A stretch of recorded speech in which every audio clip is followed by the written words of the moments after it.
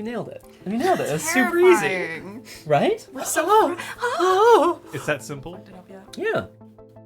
Just act. 3, 2, 1. Acting. Very good. Very good, everybody. I noticed that I couldn't see what the people in my peripheral were I doing, dabbed. but they were... I was just. I everyone- immediately everyone dabbed, else but I was something. told to act. Everyone did something. Acting. John, thoughts, feelings? Questions, concerns? I need a First- repeat of this acting. You want to see acting? Yes. Ah, I want thank you you, to imagine Spliffy. a voice recording booth. A voice recording booth has a microphone in it that's worth more than your house. And House. Lives. Oh, God. and there's an immense amount of expertise that goes into building one of these things and then creating the atmosphere that's required, the engineers, the directors, the producers, who are all present for local voice talent Elizabeth Neal to walk into that booth. There's a small bowl of cut green onions with a little bit of lemon juice over them. So Green sorry, onions? apples. Yes, Sorry, just green be apples. clear. Oh, Jesus. green apples, a little lemon juice sprinkled over them in order to make sure that it eliminates the snap of saliva that occurs sometimes. Yum, yum. The lights dim just a bit. There's a screen in front of Elizabeth so that she can not only see the lines that she must say, but also the character that she's playing. And this is what we get. Cooking. That's how it's done. Let her cook. No, guys, let her cook. That's why they pay her the The voice engineer. You're like, hang on. I'm one of the think top this is gonna earners work. in the Montreal voice acting community. Not true. Oh, no. Hi, everyone. Hi. Hi. Cook the green onions. Yeah, please. Just after Halloween is the perfect time to do a horror-inspired stream. I mean, Yes. there are worse times. There's never a bad time. Yeah, actually, that's a better way to put that. Kate is working today. Kate is currently running a show that we are very happy that that's gone ahead and happened for her, but it means that she can't be here. So instead we have Skyler. Hi, Sorry. Skyler. Yay! Welcome, Skyler. Yeah. Hi. In keeping with my habit of pulling in, stray actors and giving them a home. Stray. I don't have a home. We live here now. Skyler's part of the Montreal performing community as well, so we welcome her for today. New friend. Yay. Yeah, is there any nerddom and or RPG-ness that you would like to share with the world about yourself? Or, I mean, you don't have to. You can just be like, I'm Skyler. I am Skyler. Excellent.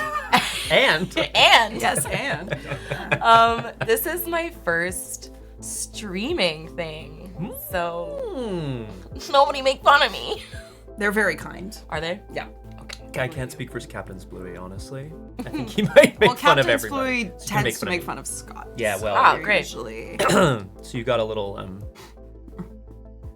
shield. Meat shield. That's the word I was looking for. Scotty meet you. No. Aw. An interesting thing to say in a game of 10 candles. Oh, Something yeah. meat shield. Oh, no. Oh, no. Yeah, be careful. I can go have a nap if I die early, right? I think that's how that works. No, you stay here and you watch. Yeah. You have to do this. Oh, dear. We played this game once before, but it was Scott who ran it. That's right. Last time. But today it's me. I'm taking my crack at it. We're going to be describing how the game works as it goes along. This is a game that is meant for mature audiences only. Oh, shit. But Get out of here, Scott. Oh, she fits right in. That's nice. yeah, Scott wasn't a player last time. Oh, shit. As opposed to 24/7, Scott's a player. Yes. I sound a little RPGs soft. in the streets. Also RPGs in the sheets. Like, what is it? Oh, God. Killing it. Sorry. We'll see if that works better for you, Ergwin. Boys got game. Like, literally, like, lots of books. I got, like, the sheets. I got, like, the dice. I'm ready. There you go. Oh no, we're not mature in any way, Oh, shape, or no. form, Crosshair. Other Don't than- worry. Other than hitting a certain age threshold, exactly. That's right, Captain Splooey. We can talk later. Wait, I didn't say it. Skyler said it. Bah! Don't put clever retorts in my mouth. People stop putting things in each other's mouths! I have to ask you, stop this. Oh, God. Yeah. How are you feeling? You ready for this? Yes. Yeah. Had a good time with this last time we played. Oh, no I mean, pressure. depressing and horrifying, but Yeah, sure, yeah. Okay. Well, let's also make sure that I'm not sitting off camera. Yeah, you look good. The way that 10 Candles starts, I should point out, is that this game specifically tells you to not prep. Now, we've prepped a little in that we had to get a few things. Notably, we have some safety cards that we use. So, we're going to start off with these.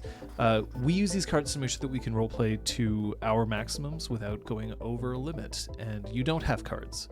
You have other options, though. We'll get to those in a second. The play card, also known as the green card, means that no matter how I look, I am actually okay. I'm having fun and completely okay to continue as we are. The pause card, or the yellow card, means if I'm holding this up, I just need everybody at the table to stop, pay attention to me. I have something to say. Once I put the card down, we can continue playing. The stop card, or the red card, means I'm not okay. Game's going to stop. We'll go to a be right back screen if we're on stream. And we only come back if every player says that they're ready and willing to continue. Now, you don't have cards. You do have options, however. You can always whisper us at RPGClinic. We'll be able to see it. We have the chat in front of us. All players will be able to tell. You can also whisper one of our mods. Today we have Erwin, she who knows 10,000 things, who is in the chat. You'll be able to message her if you have concerns that you'd rather not put to us directly. But no matter what, you always have the option of closing chat or closing the stream. We don't want to see you go. We do want to see you take care of yourself. Mm-hmm. Thank you very much, John. It's these sorts of things, safety and all that, is especially important for a game that involves horror. We've gone over our lines and veils. You can go on our Discord if you want to have a look at those, but otherwise the same lines and veils apply.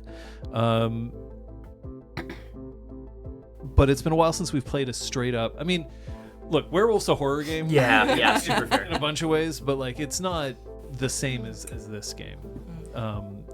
When you play 10 Candles, the thing to remember more than anything else, I'm going to read here from the book itself. This is a game about telling a story. The story that you will tell is not a kind one and far from a happy one. It is the sort of story that has sharp edges, the kind that lingers long after it's gone, nesting in nightmares and drifting on every shadow, the kind that no one wants to tell, the kind that needs to be told. This is a story about what happens in the dark. This is a story about survivors trying to light up their little corner of the world and do something meaningful within it in the few hours that they have left. This is a story about desperation. It's a story about people like you and I fighting back against the darkness only to inevitably and inescapably be consumed by it. 10 Candles is a tragic, horror, time-based, cooperative storytelling game in which you will tell the story of a dark world and those who fall victim to it. So, by the end of today, your characters will no longer be alive. That doesn't mean that we're here for a long time, but we're here for a good time. Hey. So we're going to start just by making sure that people understand. I did not actually put those in there. So let's just go back here. We're going to start first by showing you that we do have 10 unlit candles and a hand model. Hey. I even have my safety cards arranged in a kind of artful way there. So, do you have any questions before we start? I don't think so. No, I think we're good. Yeah. Very well. Very well.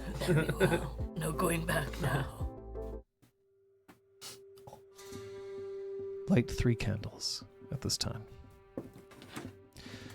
The first step is that we're going to collectively determine traits. Traits are a one-word descriptive adjective that defines who a character is. Everyone has 2 traits, a virtue and a vice. You have cue cards in front of you. On one of those index cards, I want you to write a virtue. So examples of virtues can be things like lucky, resourceful, merciful, subtle, strong, anything you like.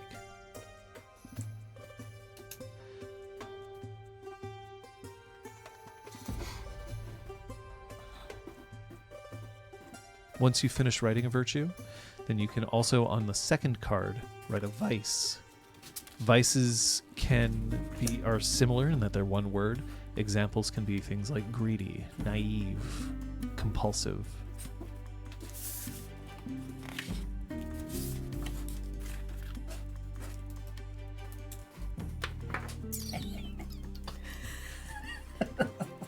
Gremlin over there. Someone's gonna get that. Good. I don't know if this is a word.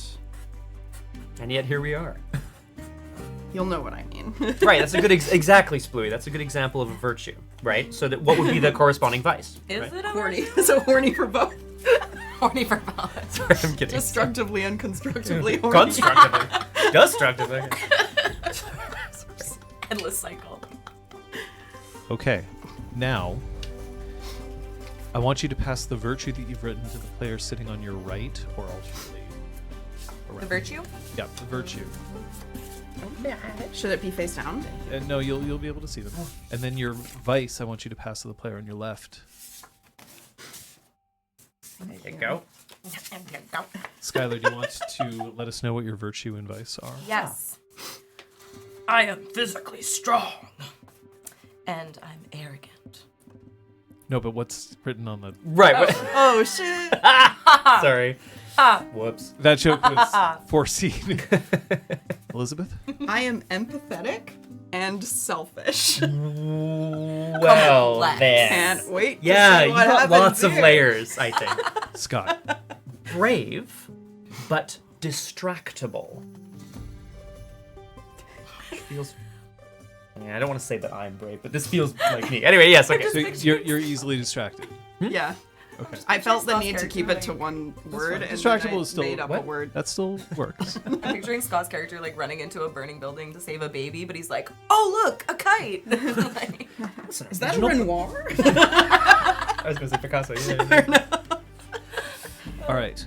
Now that you have your virtue and vice, I want you to start thinking about what kind of character that you're going to play as I let you know what the module is that we're going to be playing today.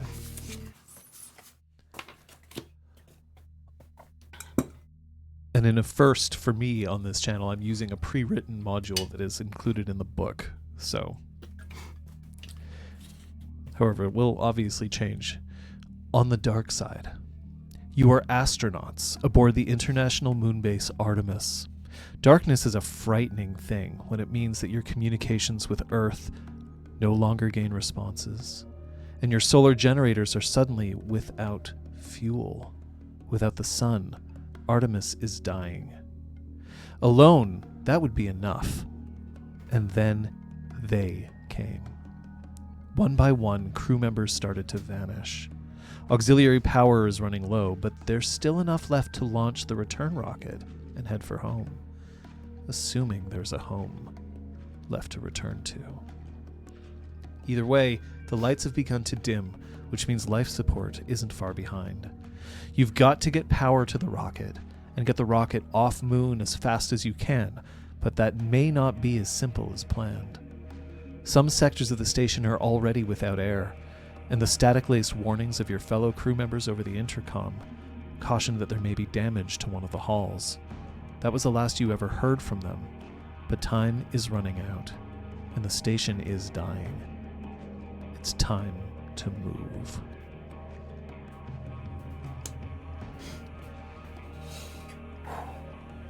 space. So you understand the module? Yes, we do. Yes. Thank you. Okay. Now take a moment to work out a basic concept for your character. You're going to jot this information down on another one of your index cards. We need your name.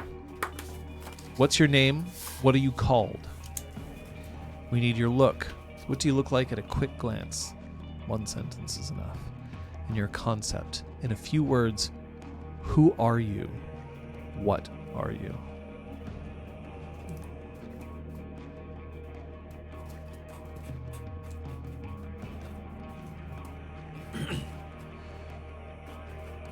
Now, as the players are defining this is for themselves. While the virtues and the vices are passed to other players, these are for you. Just a quick snapshot into who the characters are.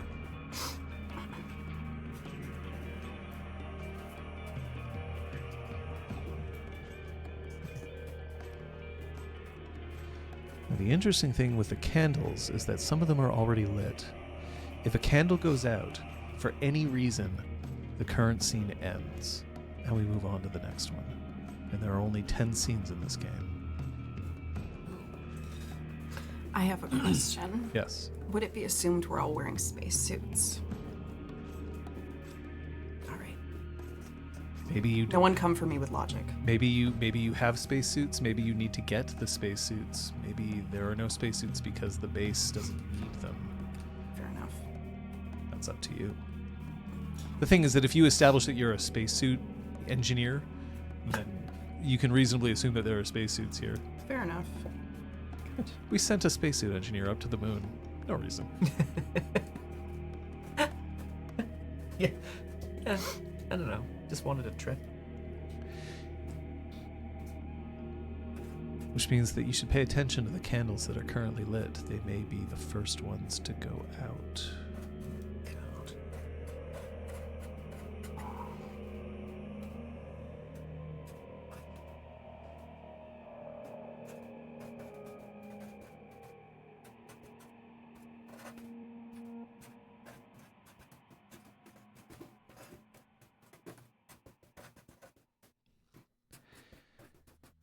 Players are going to be using a relatively simple system for conflict resolution. They're going to roll their dice. They start with 10 dice in the first scene. In every other scene, they're going to lose 1 as they move forward, and I will gain 1. Anytime they make a roll in a scene and a die ends up in a 1, they lose that die for the rest of the scene. So gradually, it will become less and less likely that they'll succeed. If they ever fail a roll, the scene will end. We'll move on to the next one. Are you ready with your character concepts? Yes. I think so. Yeah, I'm just finishing one word. There we go. That took very long, and I did not write that many words down. It just took a long time. Yeah. We'll start in reverse order this time. Scott? Yes. I will be playing Tom. He goes by Tom LaRue, if you know his name, but he goes by Tom. He is the communication, he's a juniorly ranked communications officer on board the Artemis. He believes in teamwork. His look is shaggy, lanky, but energetic and bright-eyed. That's what I got. Sorry, what was the what is he? He's a junior. Oh, sorry, the name? Or what No, was the what he does. He's a junior communications officer. Okay. Elizabeth? My name is Selma Tinder. Great name. Appearance is dark hair back in a severe bun, fun spectacles and scarves, even under her suit. I was gonna say, what? She is the ship's psychologist, and she finds she best connects with her patients by making everything they say about her own life. She's a human and rich in experience! Exclamation mark. I guess human is important to define, eh? I'm going to assume Tom's an alien until proven otherwise. We'll have to check, I guess. Skyler? My name is Martha Rhodes, and I am a soldier on the ship. Nice. I provide any kind of security needed, whether it's between the other passengers of the vessel, or if I'm stationed anywhere else needed, if other life forms need a little bump. Oh my god. Not that close. And I enjoy emasculating people and seize any opportunity for physical violence. I definitely use my power to that purpose sometimes. And my appearance is very short hair with like shaved head, and I'm jacked. So Nice. Oh my god. I love it. It's time for us to plan our moments. Light 3 candles. Do you want to take a Yes. I'm starting from one side and working our way forward, so we're not reaching over them, but it's already unlocked, yeah. Maybe out of juice, so maybe, yeah. Probably next. Yeah, I think it's probably.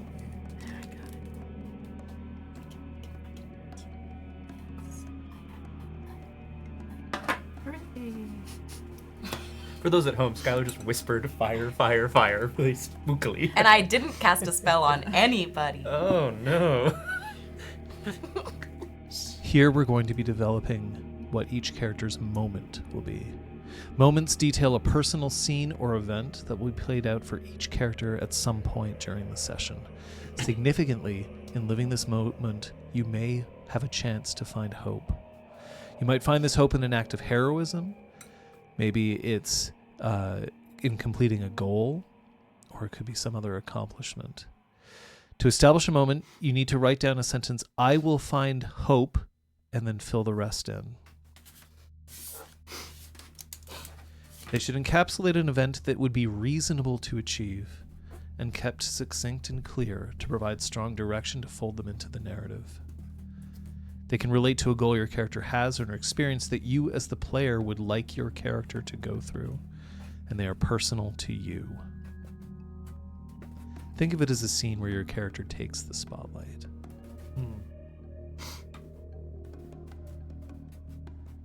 Examples could be, I will find hope in a moment of prayer at a quiet church.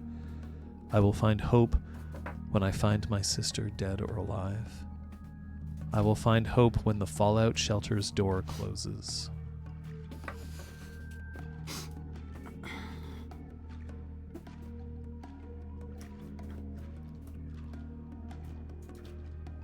Okay.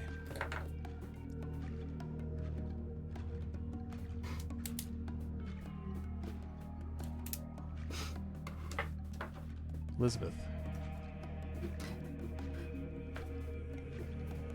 I will find hope if I set foot on Earth once again. Ooh. Interesting. Scott. In the same vein, I will find hope when I make contact with home. Whatever that means. Skyler. I will find hope when, even at the brink of death or physical exhaustion, I defeat my enemy.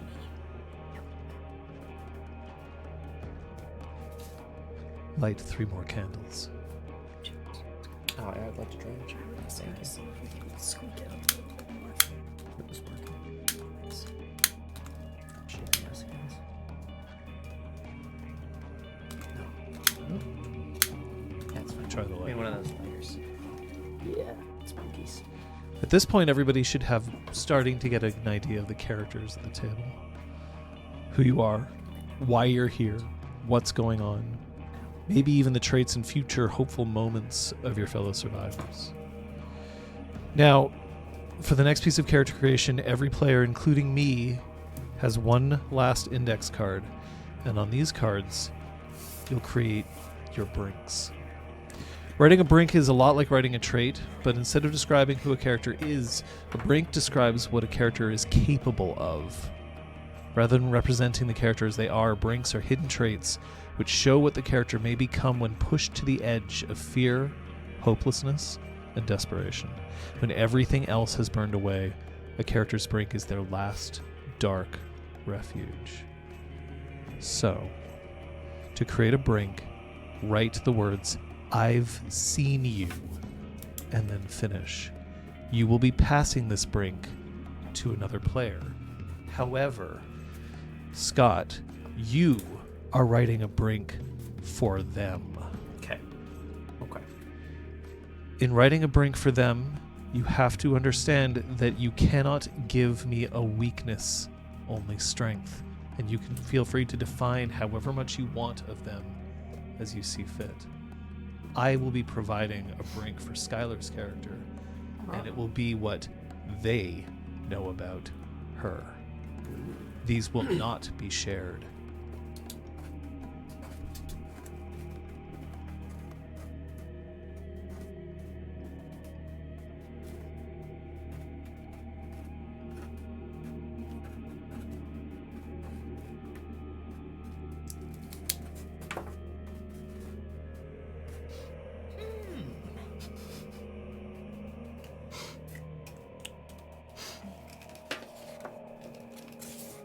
Oh, thanks. I give you. I think so. Thank you. Here you go.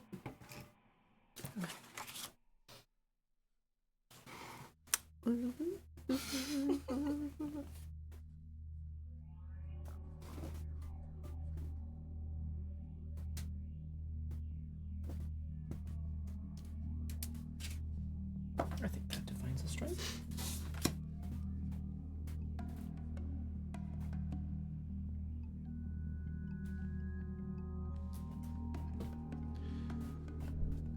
Pass the brinks to the player on your left. These should not be revealed to the other players. Got it.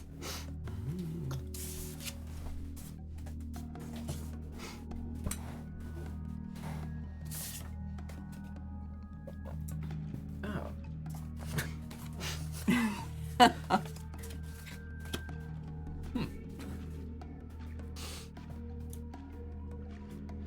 At this point, you have a hidden brink, a concept, a moment, and 2 traits written on index cards in front of you. So the next step is to arrange these cards into stacks. Set the concept card set aside, because that's just for your reference. Stack the rest of the cards in whatever order you want, but the brink must be at the bottom. And ideally, only one of you should have the moment on top. Is anyone thinking of putting the moment on top? No. I wasn't. Okay.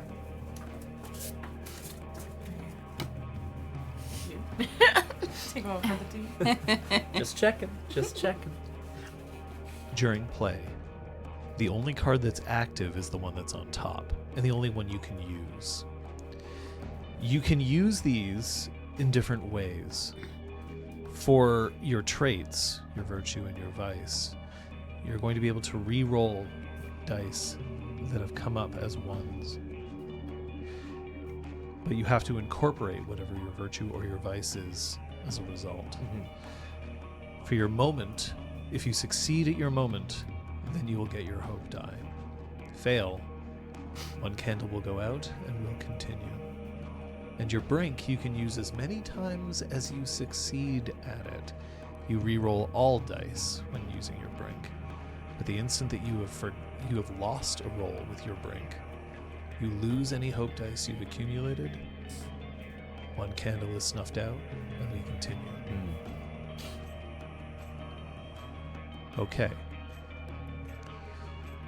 Your character has whatever you've got in your pockets or your bag that you yourself have. Okay. My bad. Equipment beyond this can only be acquired through establishing truths or conflicts to locate supplies. Light the final candle once you believe that you're ready to begin. I'm a little scared, honestly, but I'm Looks ready like- to begin. I'm ready to begin. Let's do Ready, it. Skyler? Yes. Good. I'm ready. Yes.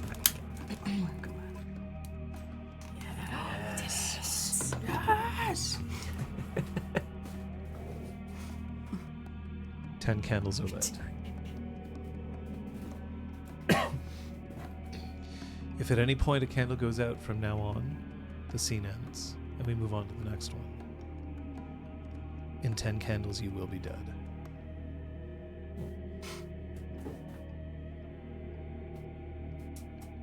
Now, you're going to make a recording. After I set this scene, you have the microphone that's there in front of you.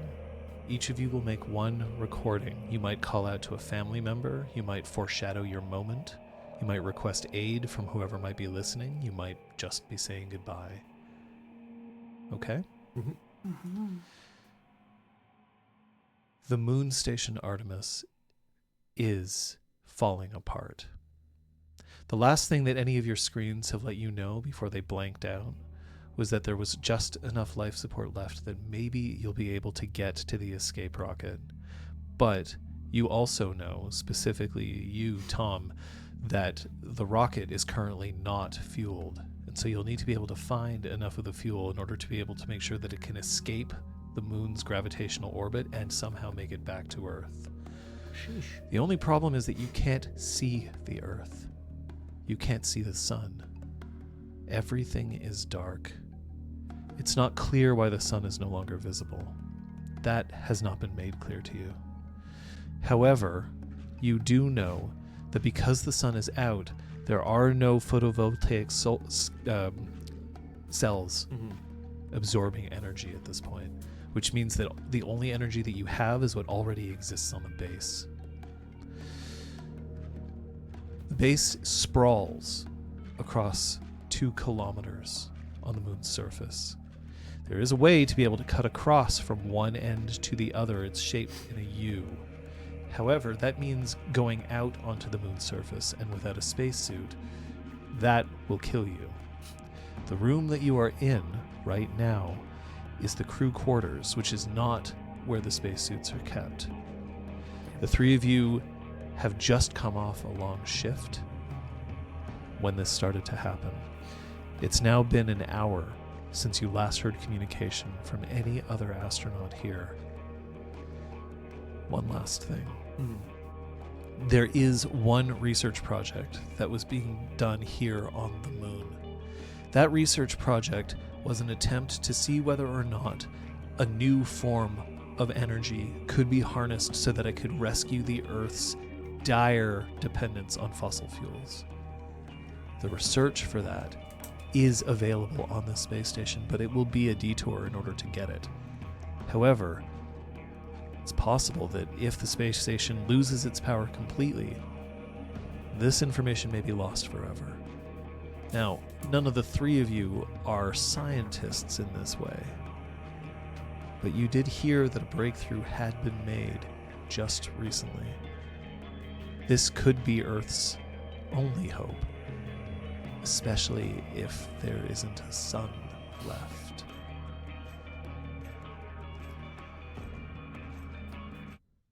Sheesh. Skyler. Do I pick it up or do I just... Is it time for the recording? Yeah. Yeah.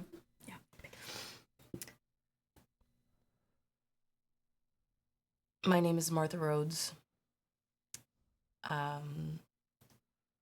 I don't know if anyone's gonna listen to this or if anyone really cares, but I tried my best, and I always wanted to make them proud. I don't think any of that matters anymore, though.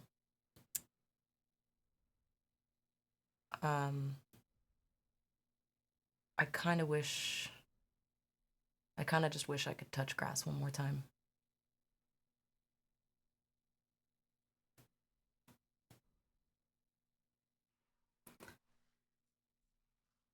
I never expected it to be so dark. I guess I always thought that when the end came, that at least we could count on the sun, so I could see the world I was leaving behind. I didn't expect the world to be so dark. I'd give anything to look at the trees again, a waterfall, cloud. I came up here because I thought we were expanding our world. I didn't think I'd be watching it end. And I didn't think I wouldn't be able to see it because it's so dark. That's that, I guess.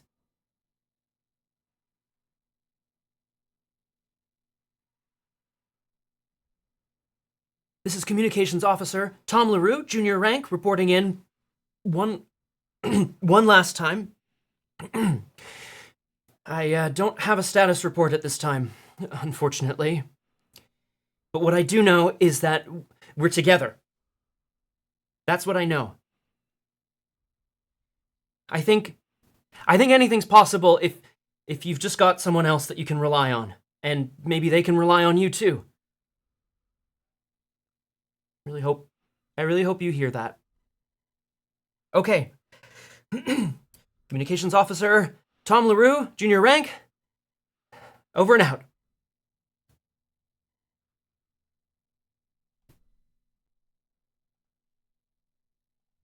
You're in the crew quarters. It's become pretty clear that nobody else is coming to get you. You're the only three there. There's reasonable suspicion that there may be other people still alive on Artemis, but you know that at least one of the hallways may be damaged, and damage here on the moon may mean no air, no oxygen.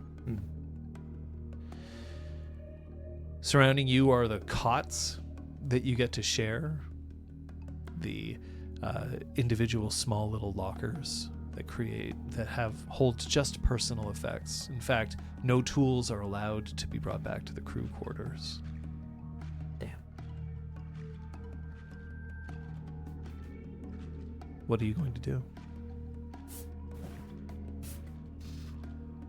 Tom is pacing up and down the length of the room as much as is possible with the other two people who are here, trying not to get in anyone's way, but definitely very restless. It's been long enough. Obviously something's wrong with the communications across the station. I need a sit rep, and I think we gotta get out of here. We gotta go to, either the bridge or, not the bridge, but, we gotta go either where someone can give us a status report on the rest of Artemis, or we can find out for ourselves. I know where we've got cameras, I know, and as long as everything is still functioning, for now, then we should be able to get a sense of, damage, if there is any. Yeah. I'm all for finding out what's going on for ourselves. Well, we should make sure that we prioritize getting that research. In a recent session, someone mentioned it. This alternative fuel. Yeah?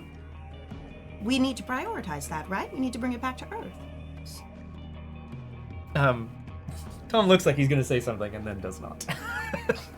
And then he just goes, What? I think we need... I don't disagree with you, Selma. It's just I think we probably want to prioritize knowing how to get to the rocket and fueling it. Yes, but we're going to be mighty angry with ourselves if we get back to the rocket and we're en route to Earth and we realize we've forgotten this vital thing. Captain would call that a secondary objective. I don't want to show up empty-handed if we do go back, and Thank you very much. We'll have each other when we head back to Earth. Okay. Well, and everyone else who's ready to leave. How much of a detour could it possibly be? Why don't we just add that to our plan? Yeah, also, if we get back, turns out we have a time limit on Earth anyway. It won't be doing us very good to be together. I know that's all sunshine and daisies, sorry. Tom. I'm sorry. Oh my god. Now, a sense of community is important and worthwhile and something that we should definitely be fostering, of course. It's good for us to work together. But wouldn't it be kind of nice when we come back to Earth to be viewed as heroic? Heroic, Officer Tom? Yeah. Yes, it would be. Yes, obviously that would be nice. Who knows? I was going to say client. Did whoever you were talking to say what kind of breakthrough it was? What state this research is in? It was energy related and they had made a good breakthrough. But other than that, I don't know if I should be breaking confidentiality. You already did. Yeah, Tom rolls his eyes, for sure. I suppose given the circumstances, you could forgive me. Scott, can you reach that? He's even Remote? still alive. I don't actually know if I can, but let me go under the table.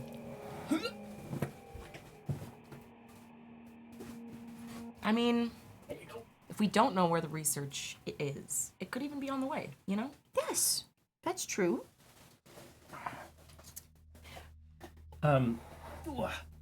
Everything that's critical would probably be kept in the terminal, just outside of the research lab, I imagine. Which, I mean, it is a detour. It's not necessarily on the way. I want to propose, and I understand this is there are 3 of us, so this is a democracy. I want to propose that we go somewhere first where we can access cameras and see, and maybe even communications equipment. Maybe we can call someone from there. Just because communications aren't working in here doesn't mean they're not active on the rest of Artemis. I can't disagree with that. You at least let me take us there first, and then we'll make, if we can, we'll see about getting this research. Of course. Of course, Tom. Lead the way, Tom. Okay. Tom looks at the door, doesn't move, takes a deep breath. We're going to try to make our way to, essentially, communications for the base. Now, the problem is that the station is on lockdown. Crew quarters doors are actually sealed. Fucking rip. How do you get out? That's a great question. I don't have anything on me. I'm gonna, like, try to force it. Okay. Well, pass the dice to Skyler. Let's see what I can do. Out of the way, In this, Tom. the first scene, you Step have aside, 10 Tom. dice. You can roll all of them. You know, when I attended the Olympics in person 5 years back, the strength competition, the winners had nothing on you. You can do it. You can do anything, Martha. That classic Thanks, Alan. strength event at the Olympics. Now, They've changed a lot of did things. any of the dice come up as 6? Yes. Well, then you'll succeed. Did any come up a 1? Yes. So those 1s you will lose. You could, if you have a trait at the top of your stack, you could burn it to re-roll that die. But 1 is probably not a big deal. Work. How do you force the door open? You get to choose. With brute strength. Just kick it open. Yes. Let's go. Amazing. Rhodes just lifts one massive boot and slams it against the door. You can feel the seals pop too easily. The door swings open. That's how it's done, Tom. I thought we were on lockdown. Bravo, Martha. Operative word lock. The gaskets around the door seem to be frayed, dissolving even. Is there a trace of any either liquid or something on the outside that I can see if someone's maybe tampered with it? May I roll those dice, please? You may. Does he get this back, or is this Nope, dead forever? That's dead for the scene. Okay. Whoopsie daisy. Bye-bye. Whoopsie daisy. 6s. Ooh. Great. 1s, Yes, and I do not have a trait on the top of my pile. they're gone. Sorry, team. It's 2. Yikes. More. It doesn't seem like it's something in the atmosphere that's dissolving this particular gasket. It almost as if something was trying to get in. Ah. You can tell that some sort of solvent had been applied to them, but for some reason, even though the gaskets had been weakened, they didn't enter.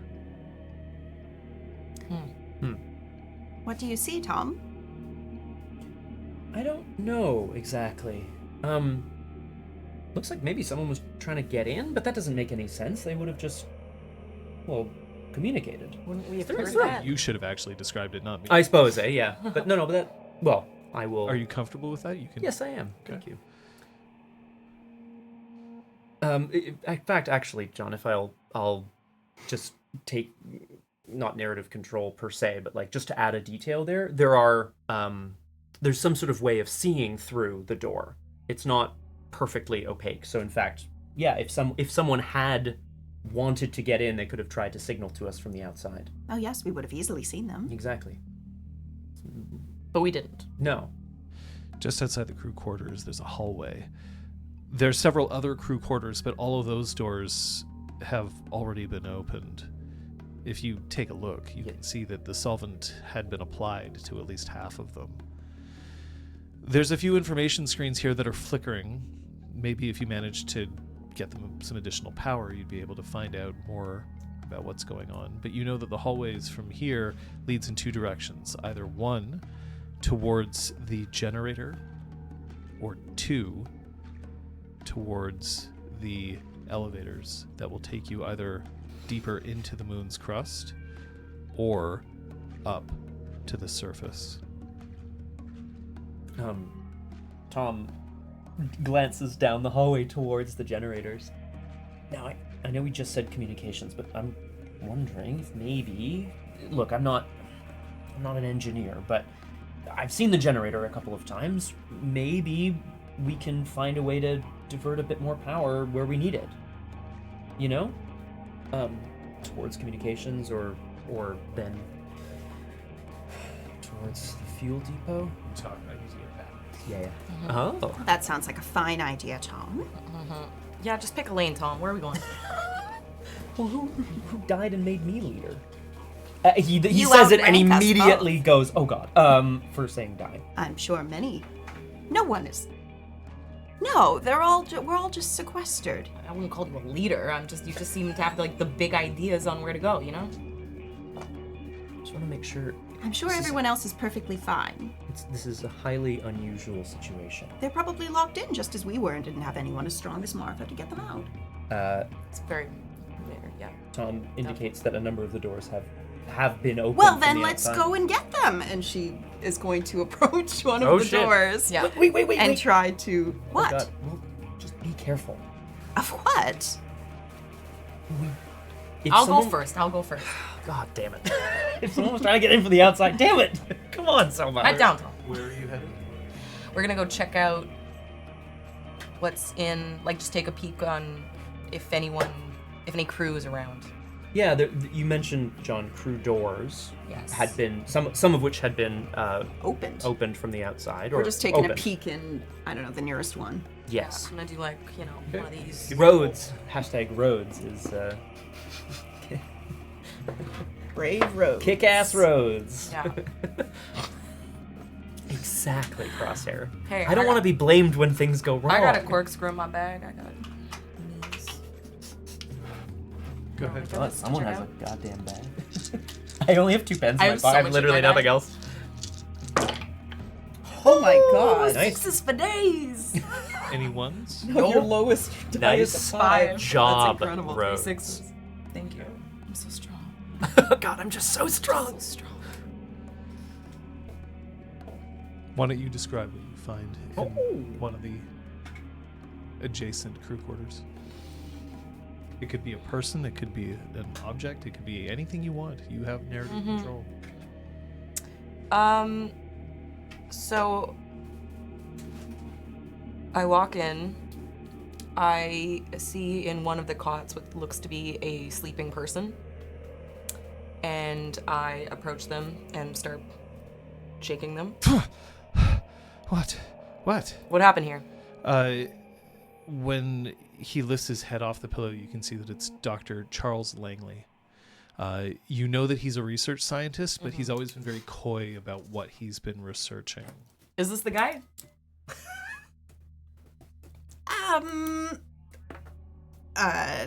Selma looks visibly uncomfortable. That's a yes. There's a clear recognition on her face.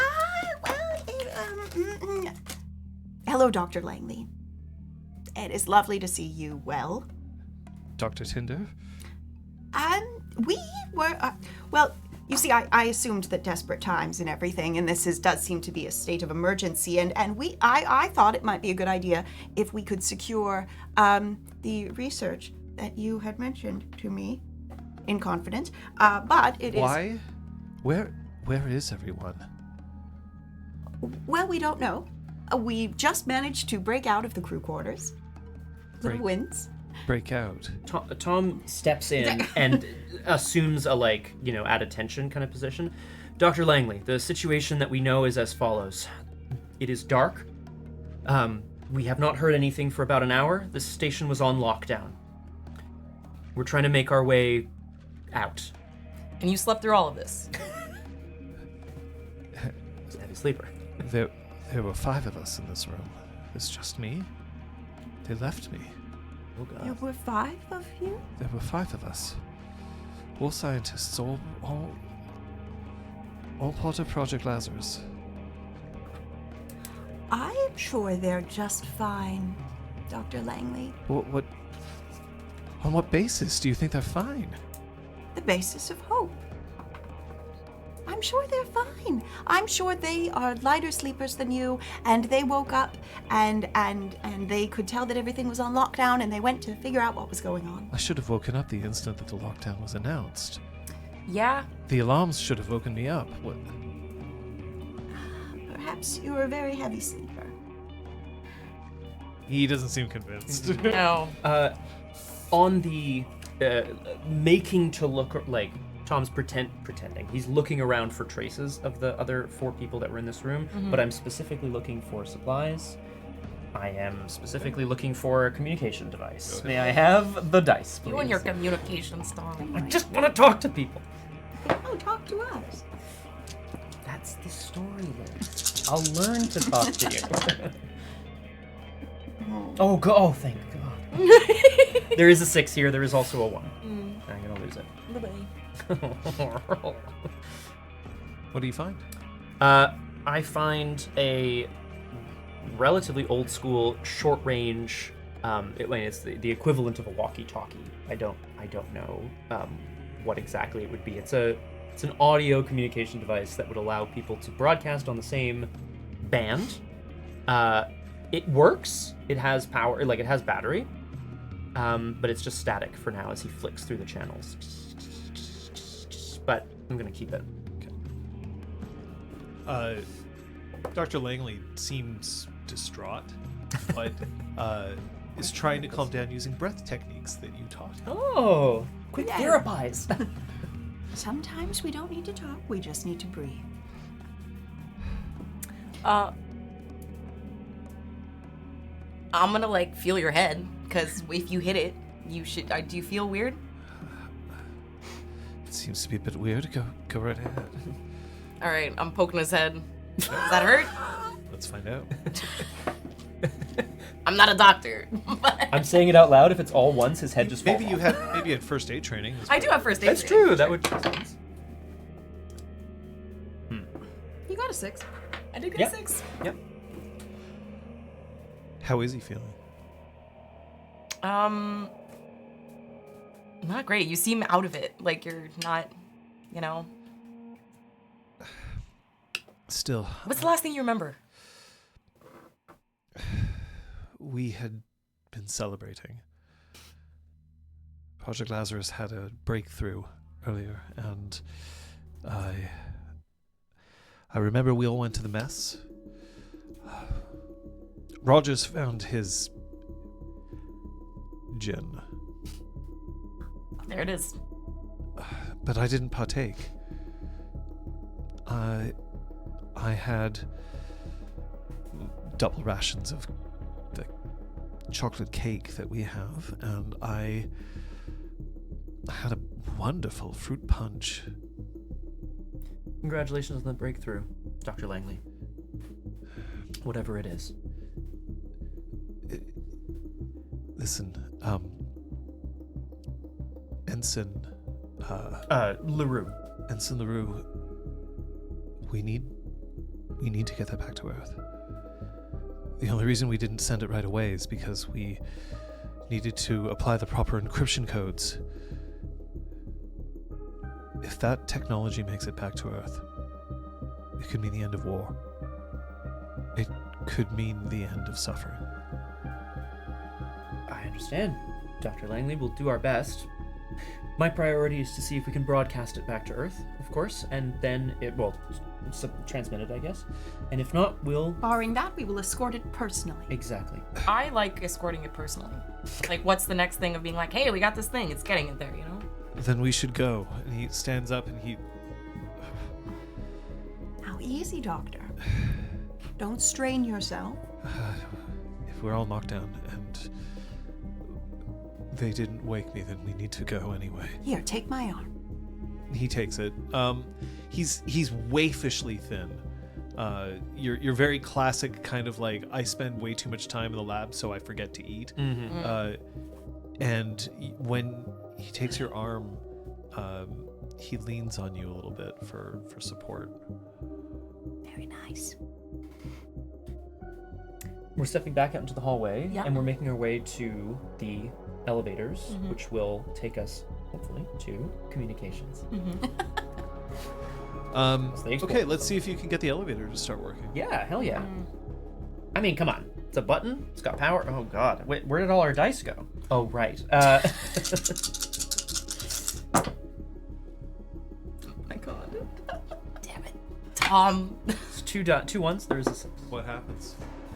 Tom has to struggle for a while. As mentioned, he's not an engineer, certainly not an electrical engineer. However, there is power that can be rerouted through a substation that's like essentially just next to the elevators, because he can hear the elevators are struggling, taking a long time to arrive.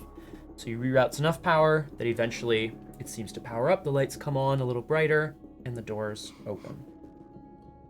The elevator's big enough for the 4 of you to go in, no problem. I mean, it's meant to be able to cart as many as 12. Once you get inside, there's enough power on the elevator to indicate that it can either go to the surface, in which case you're headed to the mess, or you can head down. Down are, you're on the first level down. The second level down would be the research wing. 4th level down would be the cargo hold.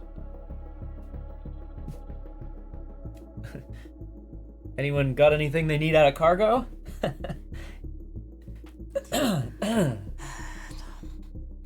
Guess that's a no. I vote research. I vote research as well. Dr. Langley?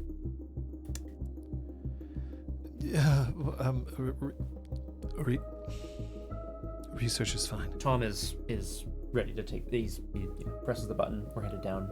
You said one more It's level just to research? one Great. floor down to research. Great. Just want to know how many stairs I have to run up in case. Remember that you are on the moon. Right. Gravity here has less. Mm-hmm. It's Oh, that's true. I It's can just, like- 1/6 of the gravity, but you've been here for a while. You've gotten used to the gravity here, and your muscles have atrophied a little bit. So it's not nothing, but it's also not quite as easy as if you had just landed. Right. Okay. When the elevator shakes and starts heading down, at one point you can hear elevator 4-6? Elevator 4-6? Is it coming from my walkie, or is Sure. it coming from the... Yeah. Oh, my God. He tunes in. This is Communications Officer Junior Rank, Tom LaRue. Hello? This is Lieutenant Commander Alice Casey. I can see that there's an elevator that's moving. Are you okay? That's us. I'm here with Selma, I'm here with Rhodes, and I'm here with Dr. Langley. Dr. Langley? Yes, he was also, well, on lockdown, as were we all, but apparently no one else was there. Lockdown has been rescinded. At this point, we're trying to evacuate everybody, but people can't move. Why not? Well, Ensign, if I... Shit! Careful. Can I try to, I don't know, fucking boost the signal? Sure. Guys, are you okay for me to roll these dice? Yeah. This might be the end Add of the scene. jump scared mistress. Sorry, mistress. No ones, no 6s. I don't have a way of re-rolling. As you try to reestablish communication on the walkie-talkie, the elevator finally reaches the lower level. Now, you are a communications officer, and maybe there just isn't a whole lot of power left inside this walkie, and so it can't penetrate the levels of shielding between the first and second basement. Yeah, I'm sure that's it. But you're relatively sure that the last thing that you heard just before the doors opened up was, "Don't go downstairs." The scene is over. Shit. It's up to you would start from this side. And, oh, No, actually, no, we there's should do the older one side. ones. Yeah, that guy's good. Pretty. Apparently that's impossible. Yes, true, right. It's true. It's impossible to fuck I've up a been role-playing told. game, guys.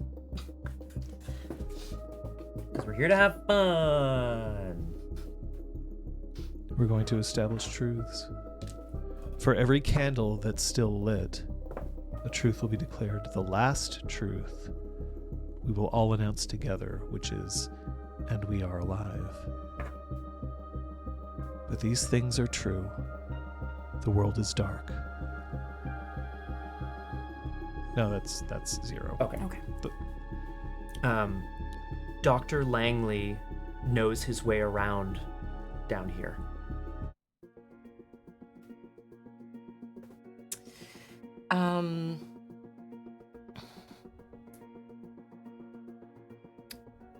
Rhodes knows where they can find weapons. Fuck yes. Research is not locked. It's cold. The lights here keep flickering on and off in cycles of 30 seconds.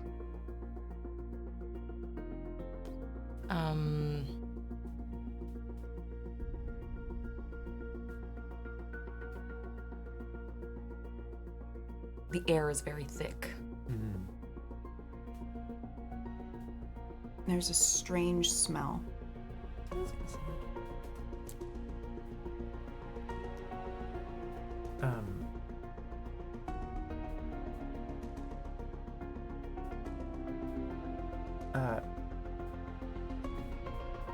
There's music in the air. There's Yeah, No, that's we're at fine. 8. Mm-hmm. So, last one. and we are alive.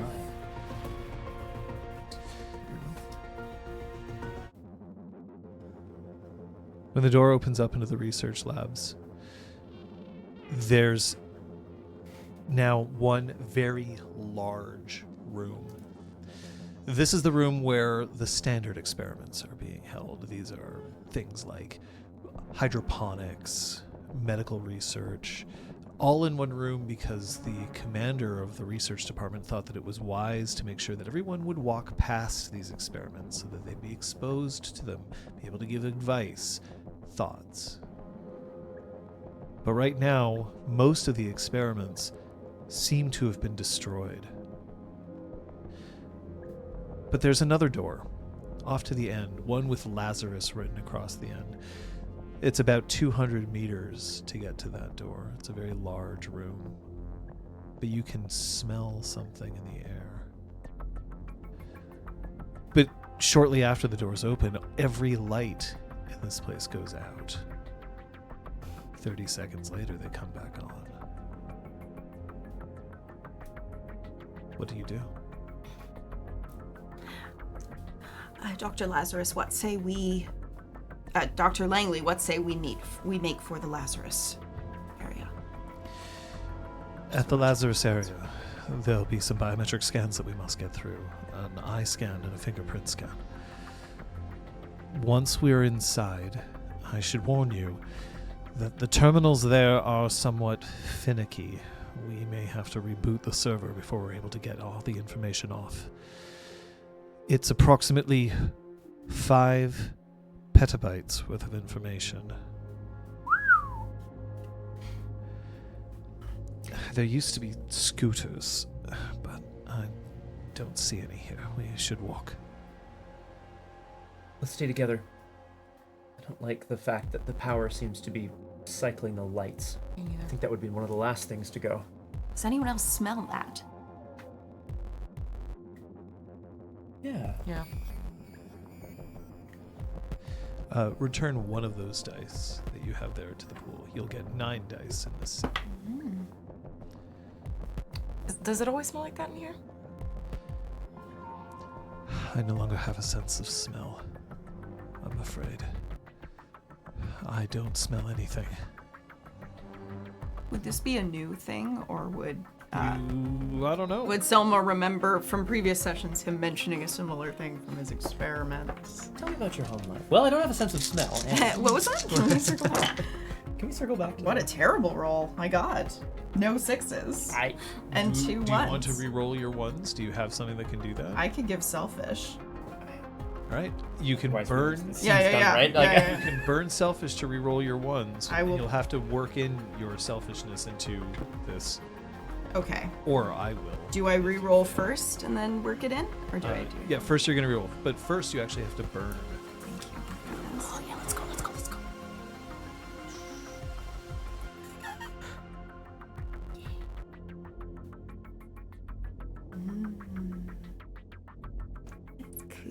yes.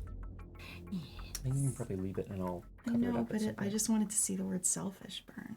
It's gonna be great when the acid that I laced all of this starts to kick in and we Sorry? inhale it. Wait. I mean, with my Bob Ross ecstasy, I wish we'd planned this a little better. Oh, That's a lot. I hope you're ready. This is gonna get freaky. All right. I'll let it go and then I'll cover it up. Go ahead and re-roll your ones, and hope to get a 6. Come on, Otherwise- Selma! It's a short scene. It's a short scene. It's a very short scene, guys. Sorry, folks. This is what I remember from last time. Oh too. no, that was brutal. When you look at Dr. Langley, Yeah. and you can see that he's struggling to remember why he can't smell anything. The smell starts to get even stronger and stronger until you all pass out. Sorry. Brutal. It's okay. That's the game. That's the game. That's the joke. Take one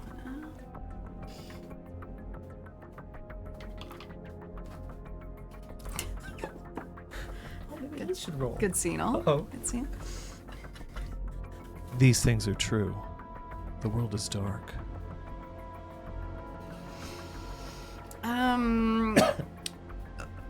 We wake up in a room we do not recognize.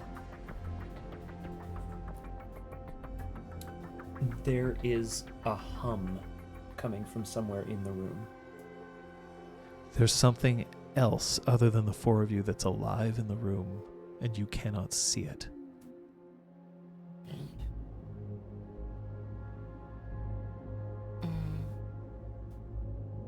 The door is locked. The lights come on after a minute of pure darkness and stay on. Nice.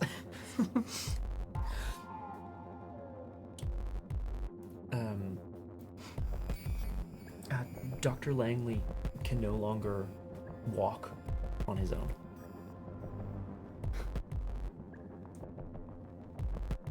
The floor is slippery with blood. And we are we're alive. Right. When you wake up, at first the room is completely dark. You can hear footsteps around, but they're tentative, as if they have to be very careful about where and how they step. That smell that you were experiencing before is starting to dissipate.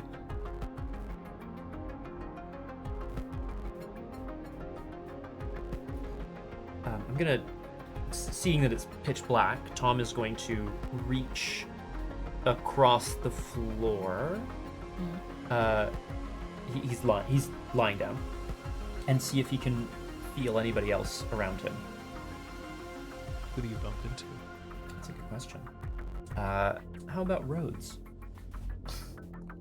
Ah, Rhodes, is that you? yes. Okay, good. Where's Selma?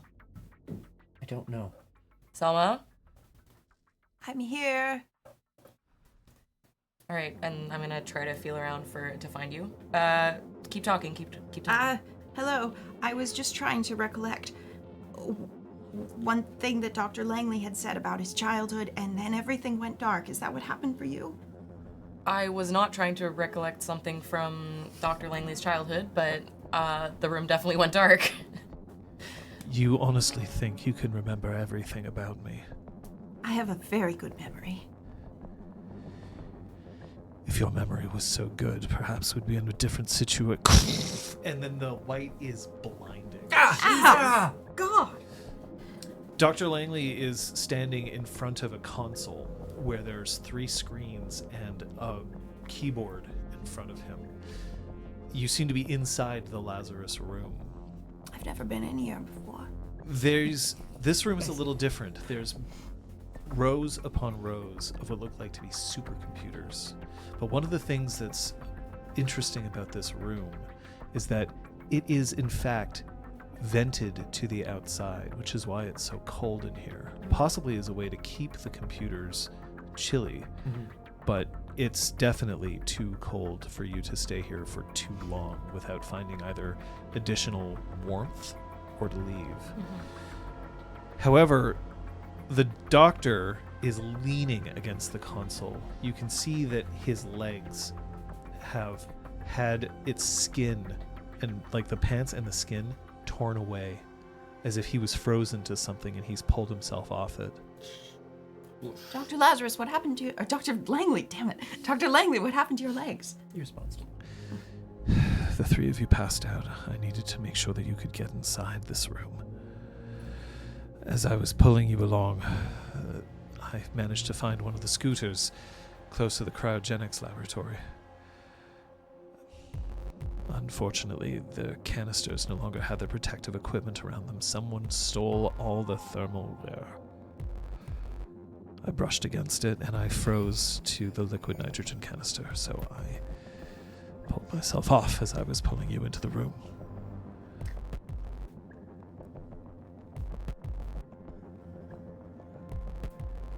It's going to be another 5 minutes before these data manages to reach this memory cube. Do we notice the blood on the floor? You do now. And perhaps is it definitely leading to Dr. Langley? Yes. It's not leading to Dr. Langley.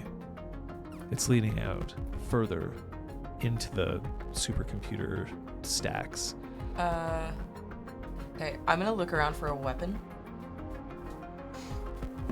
Like anything. You should have 8 dice available to you. You don't have something in your bag? I have a corkscrew. Which, hey. Worst case little scenario. knife on? Just saying. Otherwise, it's definitely dead. Nice. Skyler's in charge of the from now on. Lost one. I would like. Older, but I would got, like. Rhodes What to do you figure find? What could I find? Find something. This is a secret lab. Maybe they have Yes. weapons stashed away in here in Yes. case somebody forced their way. Yes. It's a canister of liquid nitrogen that you can vent at people. Yeah. Horrible. Yeah, I'm gonna find. I mean, would they have weapons? I feel like they would have weapons. I find some kind of gun. Okay. The guns here have a very specific Like way of purposing. functioning. Yeah. They specifically fire at subsonic speeds. The bullet is designed to penetrate flesh, but not the bulkheads of the station. If you caused a hole that would leak you outside, Yeah. then that could become a very serious problem very quickly. Yeah. But it does mean 2 things. One, the range on these bullets is low. You might be able to hit somebody at 15 meters, but no further than that. Okay. And 2, if they do manage to get in you, because they can't have as much force as a standard bullet, instead they shatter Right. Okay. upon contact, Yeah. causing massive internal damage. It's not a clean wound. You find one of these, and you have how many rounds of ammunition? Realistically, 1 or 2, maybe. Let's say 2. Okay. Damn it. Christmas is But coming there's early, 4 of kids. us. What are you doing with that? Are you? Something's going on here. Okay, there's blood on the floor. I would like some kind It looks like it's the first time he's seen it, and he starts, and slides down against the console that he's at. Yeah. Trying to push himself away from the blood. He's definitely anxious about the sight of it. Now, Dr. Langley, we don't know what this is. We don't know what caused it. You're the one who got us into this mess. Would you just... Breathe with me, okay? Okay, this It isn't a does no good to throw blame around. this isn't a therapy session. You get the research. I'm just gonna post up guard and make sure this thing isn't gonna sneak up on us, whatever it is, if it's still in here. Pointing it at the noise. It's all right. It's all right. It's fine. Yes, everything's Yes, fine, it Dr. is Langley. fine. And then I'm going over to Rhodes. Did you? What the fuck was that? That's Project Lazarus. What? What? I thought you were experimenting with nuclear fusion. We are. I'm sorry. Is there a creature involved with this nuclear fusion project? All of our computers, with all the computing power we have, with the advances of quantum technology, we are capable of some truly incredible things. But we still don't have the reach. We call this the reach. It's something that sentient creatures, humans, are capable of. It's the ability to make that one divine reconciliation of data, emotion, to push forward. That's what we found. We found our ability to outperform artificial intelligence. But we tend to lose control. That's what we're trying to sort out. You don't understand the calculations for all being able to wrangle this energy source is kept within Lazarus. Several of our scientists volunteered for the procedure, but that's all I know. Dr. Langley, are you trying to say that this power source is something... Organic. Right. And there's more than one. 3 of our scientists volunteered for the procedure. I don't know where they are. But someone's in here. Maybe it's one of those scientists. Were they kept here, and it's possible they've broken out? They weren't kept. Just, they had difficulties controlling their mood swings, their emotions. That's why I was confused when I woke up alone. And why I didn't think that it was a good idea to break out the alcohol. So you're saying that the ones who volunteered for this procedure were imbibing last night? I don't remember. That's You remembered how much chocolate cake you had. What was that? Is that the memory cube? Yeah. He tries to push himself to standing and he can't. I will assist him to Yeah. stand, but I am also very much looking at the console to be like, just in case he doesn't make it, how can I, you know what I mean? Like, can I do this? He pulls out a small cube. It's about the size of one of the dice that we have. Okay. 5 petabytes. I hope you know what you're doing with this. He hands it to you. All right, I'm like Tom finding that has- sound. Oh, okay. Well, I'm not finding it. I'm pointing Wait, my wait, gun wait. to wherever it's. I'm not gonna go looking for it. I just mean I'm pointing my gun at wherever I think that sound is coming from. Okay. Selma. I'm looking for any physical record keeping of the experiments, something that's non-digitized. And hopefully this doesn't require a roll. I'm going to be putting the cube in a very safe inner pocket of I my... swear to God. Nature's pocket. But you have another trait. I do. That is an awful roll. It's just ones and twos and threes. Yo! Okay. I think all my what's- good luck has been what- I'm paying for it now. What's your trait? Empathetic. Okay. Okay, so you'll Pass me the maybe cup. you'll be able to solve this using your empathy. Baby.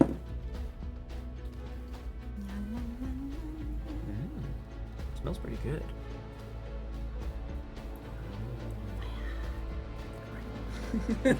Ah!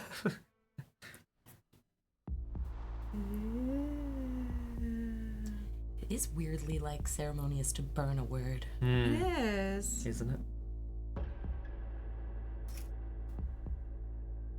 Cool. Make your roll. Oh my god. Come on. You got this, Selma.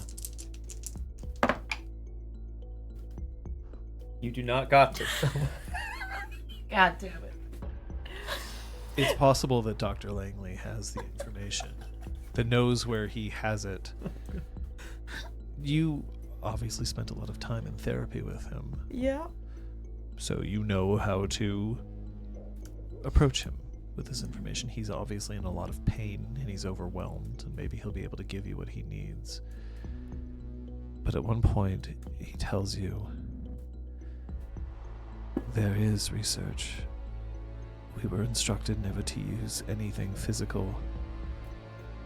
We needed to make sure that all of it could be digitized so that it could be accessed later. Sorry. But the reality is I remember everything. You see, it's all stored into my head. I have perfect recall because... And then... the sound of another shot from someone, somewhere, buries a slug into his brain.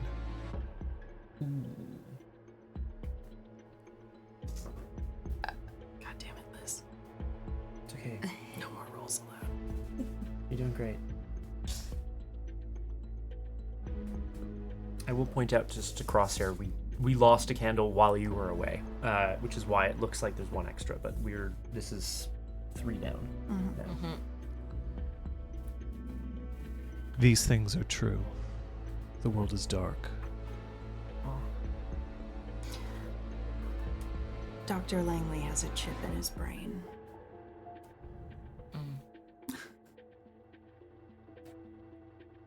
The lights are still on down here.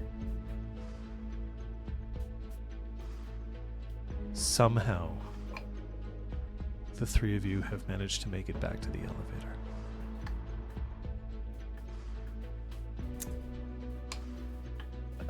We can still hear noise coming from the research lab, and it feels like it's getting closer.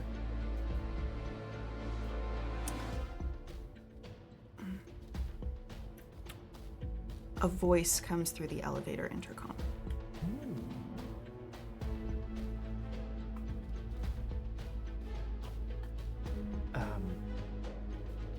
The small cube, the memory cube, is warm. And we And we are are alive. I think I was supposed to put 1 extra die last time because we forgot to put it back. Because we should have 7, right? There are 7 candles. Yeah, so there should have been that. I don't think it would have made a difference with my luck 'cause today, of but Take all the help we can get.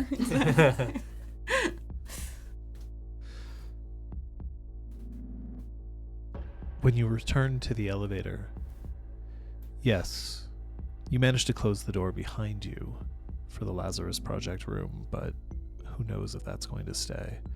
After all, something seems to be affecting the gaskets that keep these doors closed. But in the elevator, you again hear Lieutenant Commander Casey.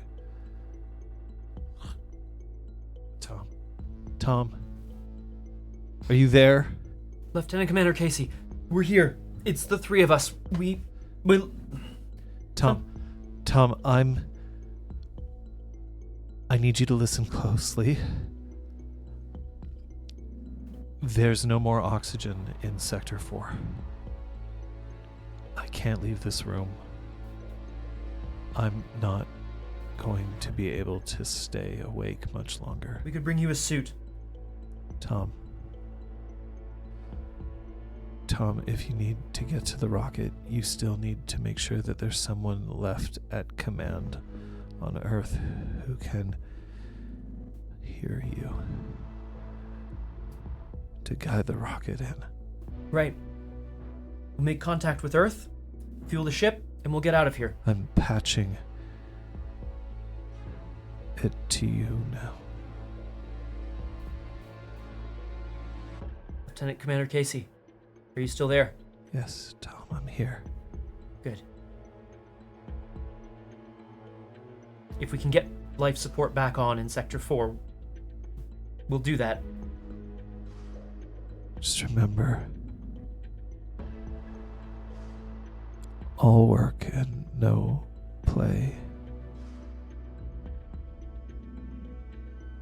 Lieutenant Commander Casey? Tom looks very concerned. This is not like a... His eyes tell you this is not some sort of code phrase or joke between them or whatever. Mm-hmm. What the fuck? She said she was patching through Earth? Mm-hmm. There is a computer console in the elevator. You can take a look at that. Oh, hell yeah. Yeah, John, I would like to... If she had already established connection, then I want to see if I can reroute it somehow to this computer. Okay. Does this count as trying to live my moment? What is your moment? My moment is I will find hope when I make contact with home. Well, then I guess you better succeed at your role. Okay. No pressure. No press. No worries. You can't possibly fail harder than me, so don't worry about it. Don't You can do it. joke about that. Yay! 6, 1. So the one is lost. Yep. Gain a hope die. So this, remind For me. your future rolls, you'll also get to add that die with them. That die succeeds on a 5 or a 6. If you sacrifice yourself, you may give this die to another player. Got it. No pressure to make me sacrifice myself. Sorry, yes. Okay. Hello, is anyone out there? This is Command. Command. Artemis, come in. Command, this is Artemis here. Ensign LaRue, Communications Officer, junior rank. Our situation is dire here. Is there anyone left alive on Artemis? There are a few of us. We have yet to ascertain the status of everyone else on the station.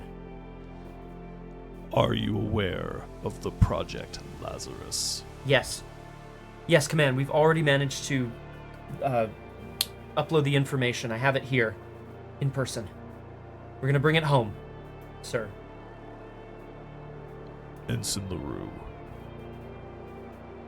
The information available in that package could make the difference. Have you seen outside, Ensign? I have received reports that it is dark, sir. Something is blotting out the sun. That's not possible, sir. Ensign, more than ever, we need that project. Can I trust you, son? You can trust all of us. We're gonna fuel up, and we're gonna get home. Very well. Sir, can I contact you again on this channel to guide us back to Earth? Yes, get to the rocket. And Ensign, Sir. stay alive. We're gonna do our best, sir. Over and out. Out of force of habit, he salutes the computer terminal. Rose rolls her eyes. Yeah, it's like, what the fuck? I have a technical question. Yeah. Are you like a superior to me? Like, do you have a higher rank than me?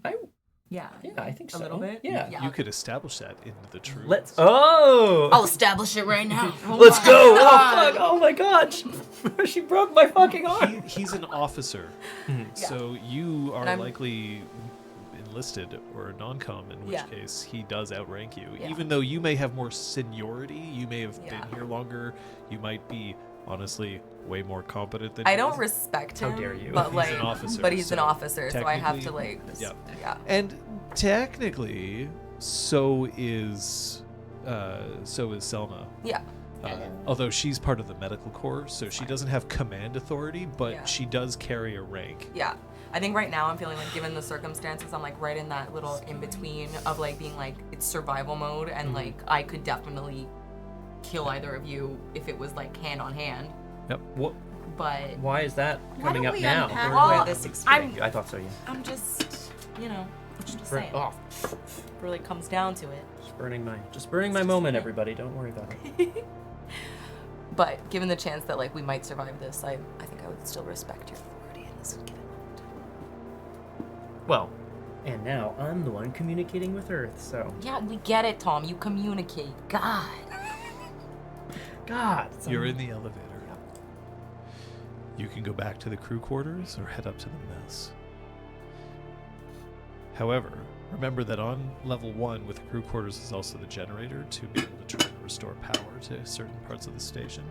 Going up to the mess means that you'll be able to start trying to move out to the rest of the station. Yeah. That's also where there would be weapons, right? Well, the mess is like where you eat. Yeah, but like There might be on weapons level there. 1. I thought you already had a weapon. I have More- a weapon. more weapons. I would like more weapons. Got it, Rose.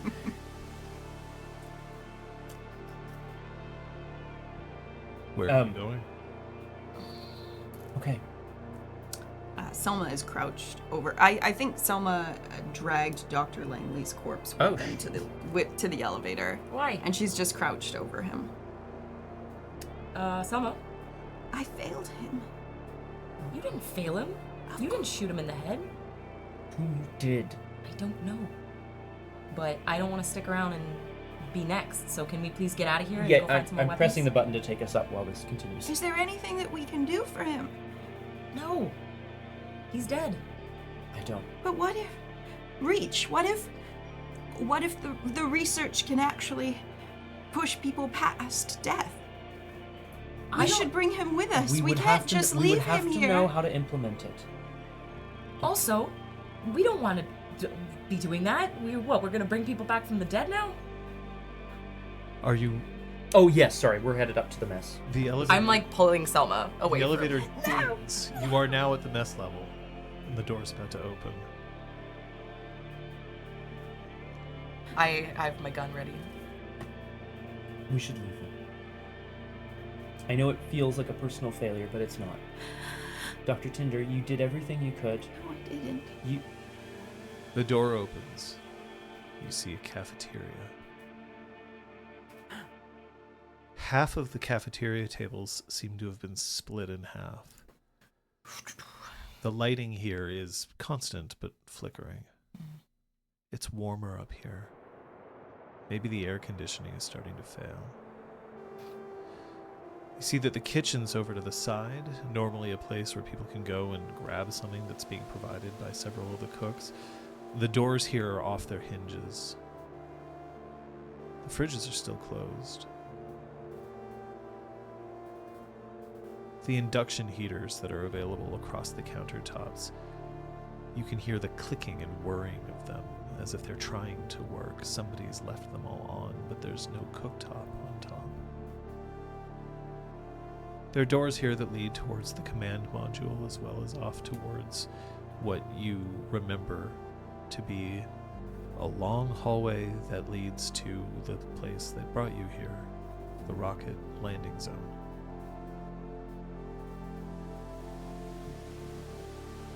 fueling the rocket is something that can potentially, hopefully, be done at the landing pad. I don't remember. I do you? believe. A good question. Go ahead. I don't remember. Do you? You should be rolling 7. No, you Yes, but I rolled- lost a Oh. 1 on my hope. Never mind. That might have been what happened to you as well. That might Oh, it's true. I remember. because somebody lost to a previous roll. I feel like I was the first. Well, I did lose one. I just Oh, didn't- you did lose I one? should have probably said it out loud, Oh, no, that's but fine. I just That discarded makes me it. feel better. I would have failed anyway. So I I succeeded did get a the- 6, but I did succeeded also the lose a roll, one. John. I have 2 6s, but I also have 2 1s, and I Yeah. would like to try to re-roll them. And I will try to incorporate bravery into my memory. Go ahead. Oh my god. Sorry, I have to burn my trait. Don't be sorry. Oof. Yeah, I'm trying to figure out the best way to do this. Oh, it's a good one. We're at first. Here we go. I love this mullet. Brave. Not for long, Tom. Ooh, that one's going up. That was a good one. That one is going.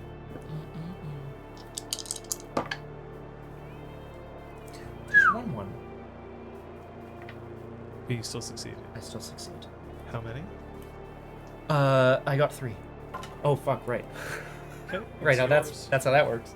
Did you do your hope dice? I did not roll my hope die. Yeah, at this point it doesn't matter, but you yeah. should. I guess because I can't lose it on one. No, you do not lose a hope die on one. You Oh. can only lose it when you re-roll your brink. Mhm. Or when you lose your brink, I should Right. say. Okay. So I will. Go ahead. But thank you. I did. Yeah. It's not a success. No, but go ahead and you describe what Oh yeah. Tom sort of stands up, steps out of the elevator.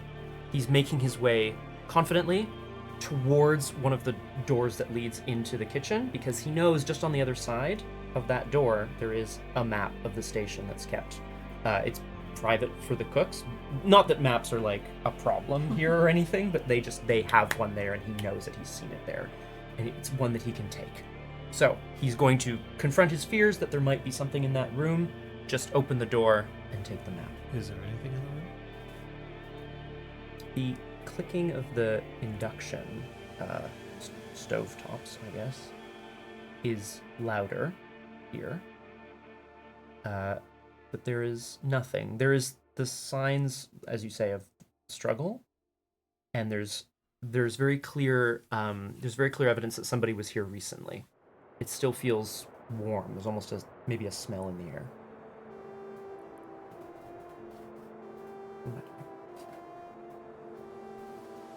Okay. Tom looks at that, nopes the fuck out, takes the map, and returns to the other 3 at the elevator. We have the data. We can refuel at the rocket landing zone. Mm-hmm. Lieutenant Commander Casey. Abruptly, all of the windows, the shades over the windows, I should say, not the windows themselves. Oh, thank God. open. Normally, you should be able to see the sun. Once, you remember that there was a lunar eclipse, and for a few moments, there was nothing when there should have been. Here it's dark outside. Only the fading lights of the spotlights that are outside the station provide any sight of the blighted gray rock that surround you. But nothing from the sun. Nothing to show you what might be beyond those spotlights in the darkness.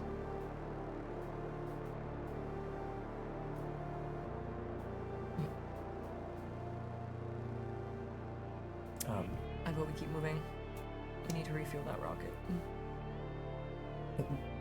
What if it's something blocking the sun? Something so large that we won't be able to get past it. Well, either way, we gotta try. We can't just sit here and wait. No one's coming for us. Maybe command on Earth. He doesn't believe it. No. We don't want to end up like him.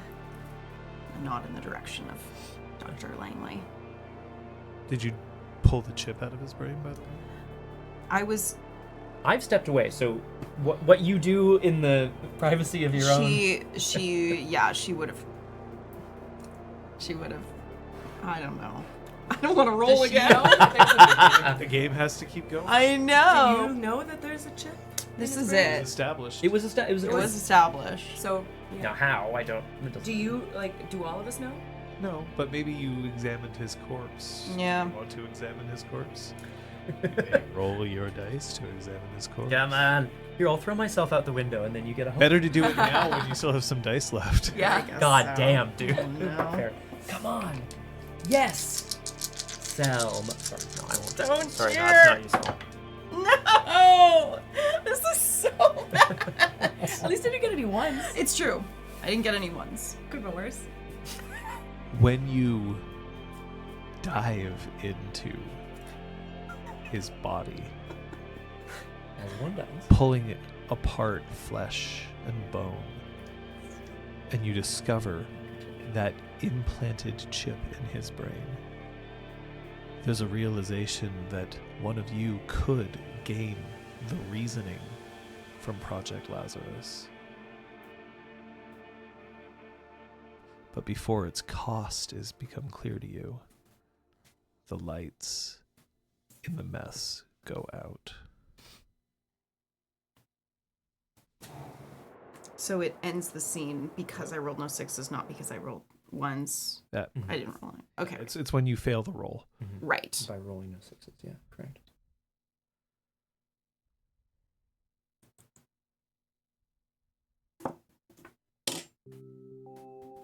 These things are true. The world is dark.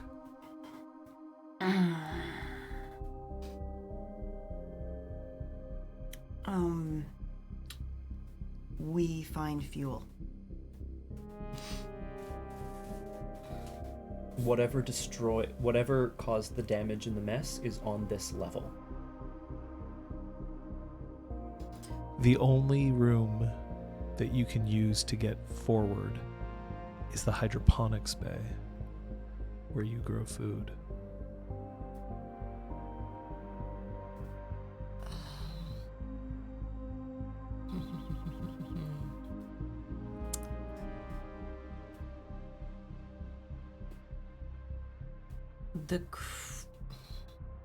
The creatures know where we are.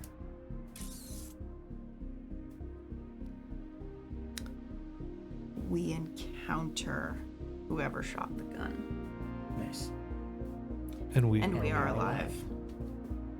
Jesse, other six. The hydroponics bay is lush. It's the only place that might be lush left. Here, the life support is given extra special priority because if it were to fail, then all food on the station would eventually fail. Mist is occasionally sprayed into the air, giving it a humid and yet still welcome feel compared to the dry skin erasing part of the rest of the station. But it isn't just hydroponics. There's also a rarity here on the moon.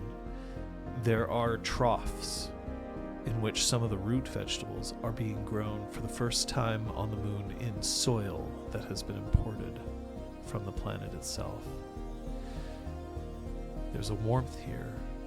This room is kept at 25 degrees Celsius compared to the rest of the station, which is at a balmy 18. Sure. But there is an exit from hydroponics, which will lead out into the hallway that has been damaged. There are spacesuits that are supposed to be here. We'll see if they are. But coming from the outside, there's some scratches coming from the door. Not the least of the hallway, but Like an airlock? Oh, from behind us. Oh, thank God. Okay. Rhodes, can we secure that door? Yeah, I'm on it. I'm gonna go and try to secure the door.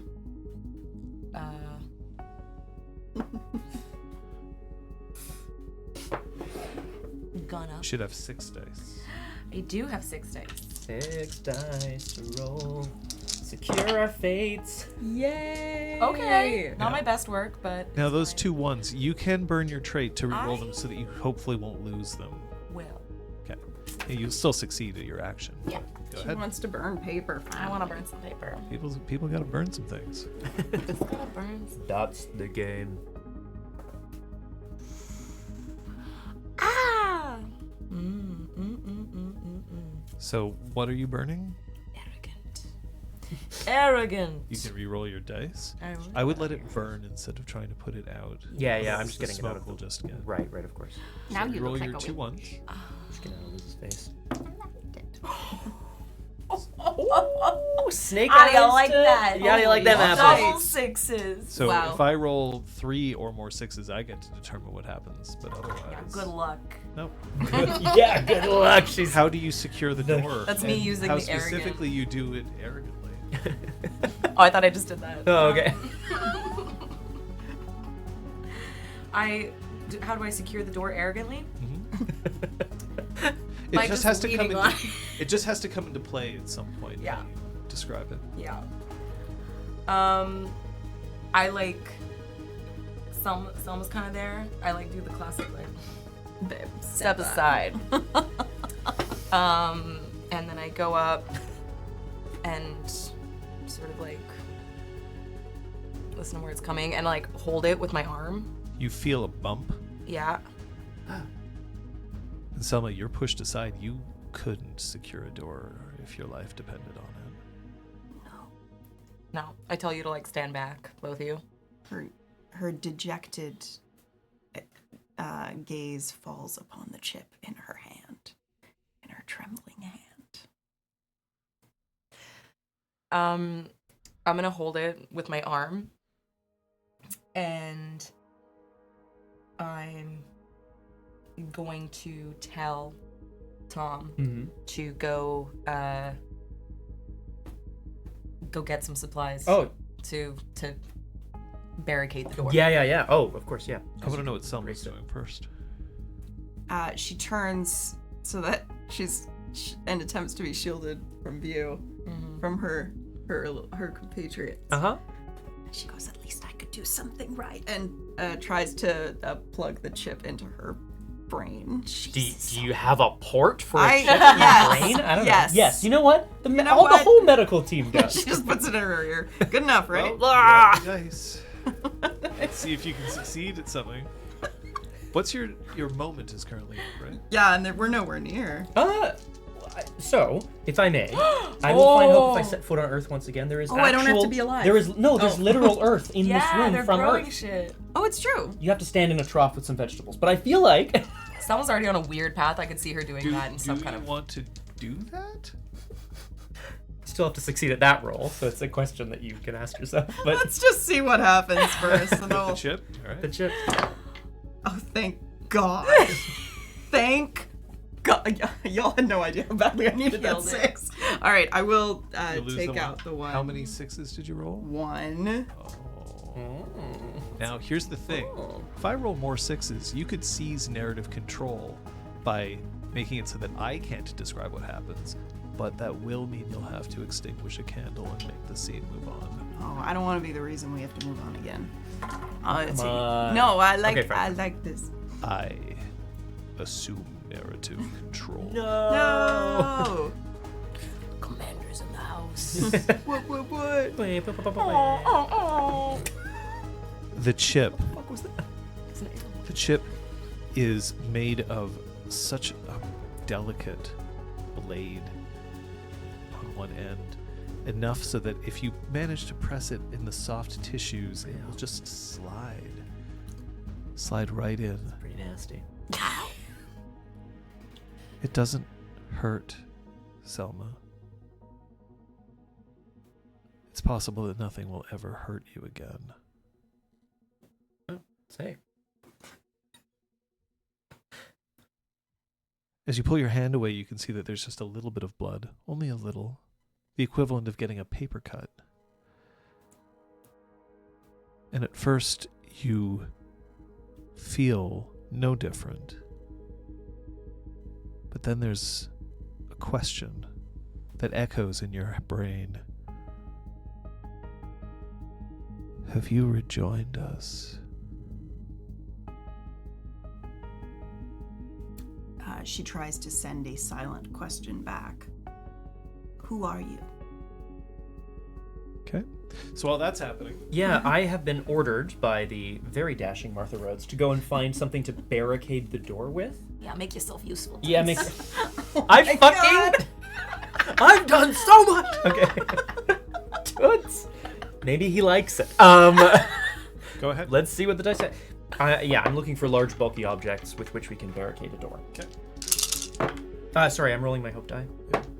Well, Thank God for that. okay. I'm gonna. You're gonna re-roll your ones. Yes. He's I'm just gonna burning take these out. distractible. I can't wait. I know what that means. I mean, I hope I know what that means. Ugh. Don't like that brink much. Here we go.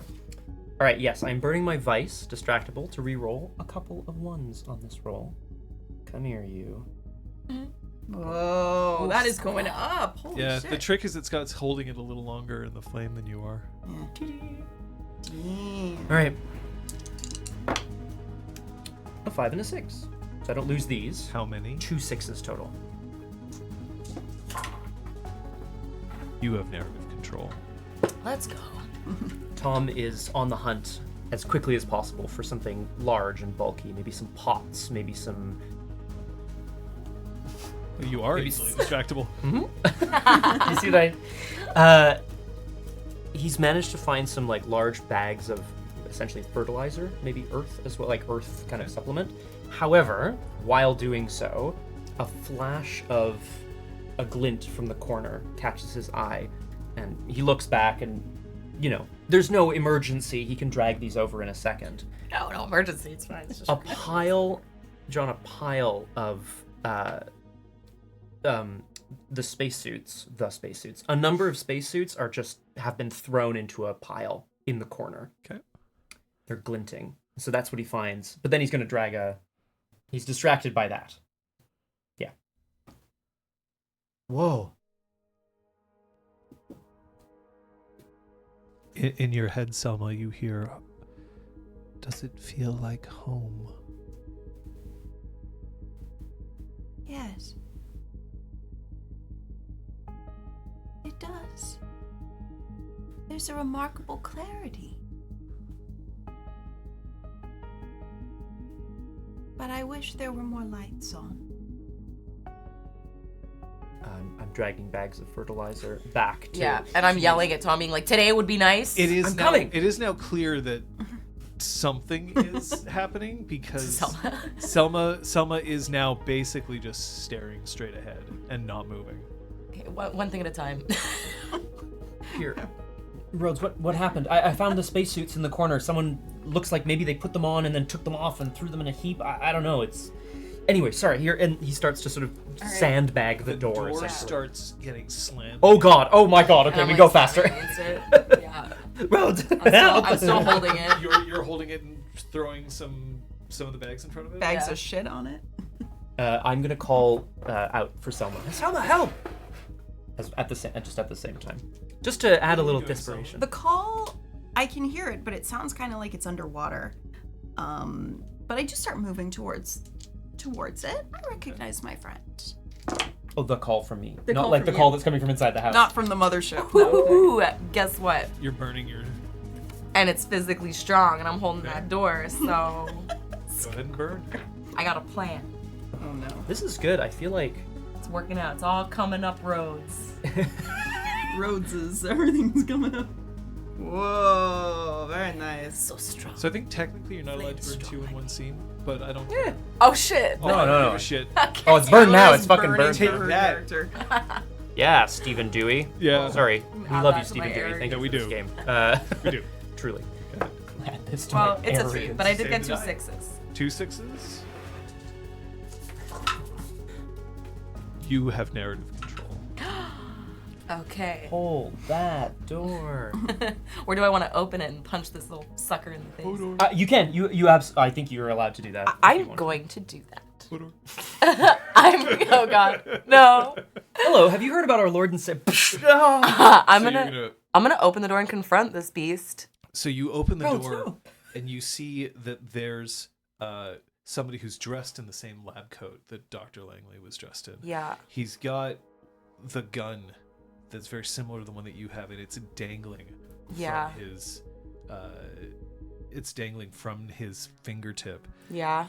and his fingertip has been snapped back on his hand. Okay. He's looking at you Yeah. directly into your eyes, and he just says, "You're not one of us," and then starts barreling towards you. I'm shooting him. Where? in the head. And what happens to his head? Well, he gets the It pops? yeah. Okay. Hey. Hey. What was that? The top half of his skull is gone, Mm-hmm. leaving behind. That's odd. It looks like there's a chip. Okay, I'm gonna go and investigate and pick it up maybe, Okay. and look around, make sure there's no one any. Rhodes, what the crazies hell? around. What happened? Who is that? Who was that? Anybody doing anything else? Just before I interrupt. I'm confusedly wondering why Rhodes just shot somebody. Like, I don't. What? I mean, but no, I'm not doing anything. He was breaching the door, Uh-huh. and it was us or him. He was coming at me with a gun. So is that how it's gonna be? Just anyone who needs our help? Anyone who wants to talk? If he needed my help, and he wanted to talk, he would have asked for my help and tried to talk. But he was barreling at me with a gun. Tom sits down on the floor.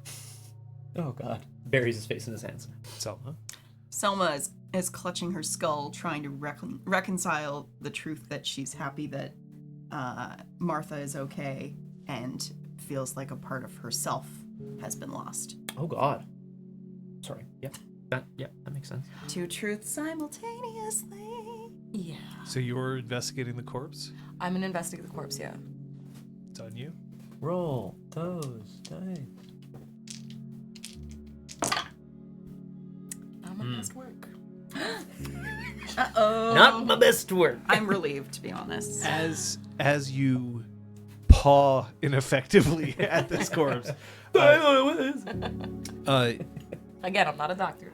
your hand nicks on the edge of that chip, and you realize that this chip is designed to be pressed just directly into somebody. There must have been a similar chip in Dr. Langley, Yeah. but there is a voice coming from the other door.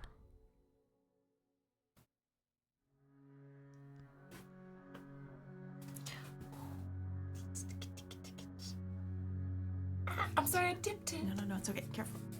And then it can go here. Okay, so it doesn't go on the table. Okay, thank you. It's perfect. It's perfect. 5 candles remain. These things are true. The world is dark.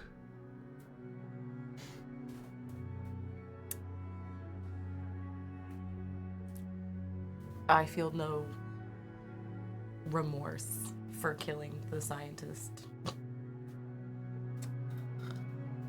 I feel stronger. To get to the rocket, we have to go through whatever's on the other side of the door.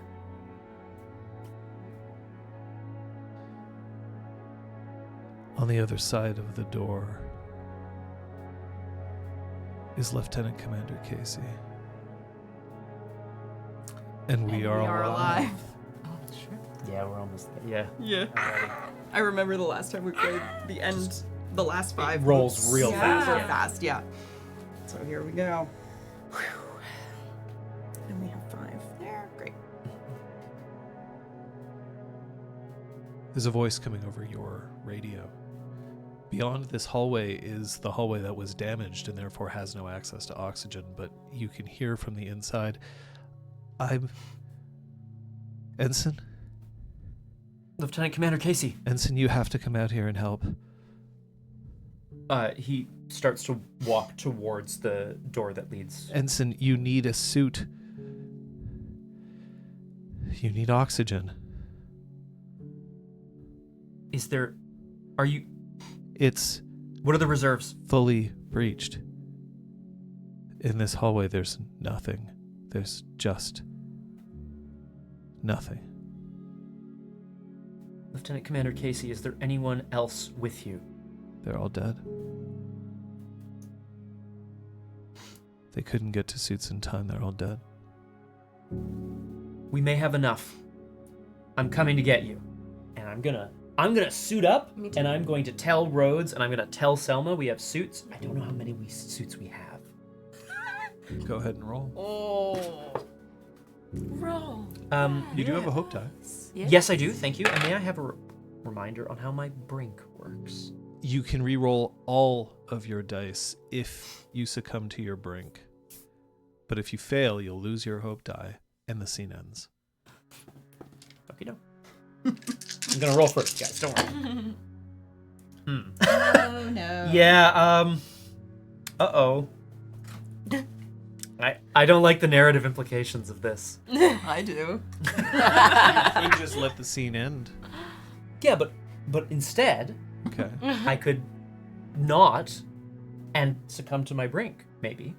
Go ahead. You don't burn it unless. Oh, yes, because you can keep Fail. re-rolling, right? Yeah. But Not the hope. Sorry, there were no sixes. you'll go ahead and Yeah. re-roll.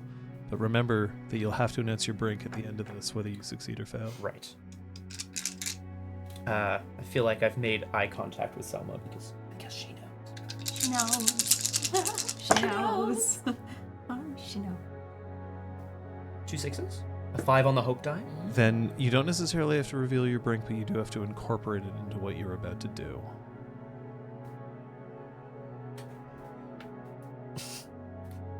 Oh, yeah.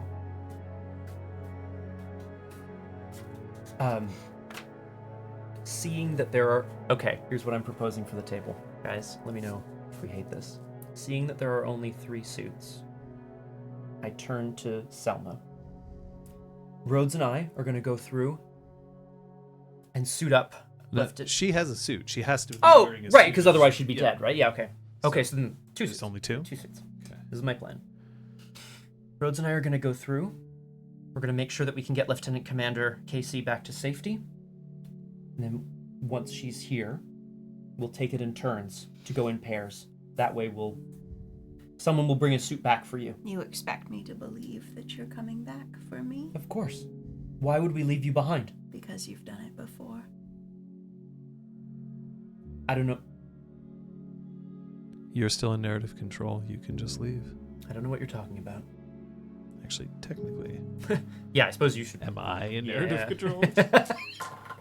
How many 6s did you get? I got 2 sixes and a 5 on my hope dice. You 3. are Okay, in narrative control. Cool.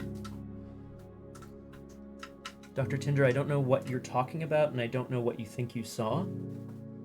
But Rhodes and I are coming back for you with the Lieutenant Commander, Casey. The training mission gone wrong. Is your memory so short? There's nothing wrong with my memory. Now, are you gonna wait? Or are we gonna have to make you wait? He sounds like ready to do something about it, but he looks a little shaky. He looks a little shaky. We'll wait. I'll wait.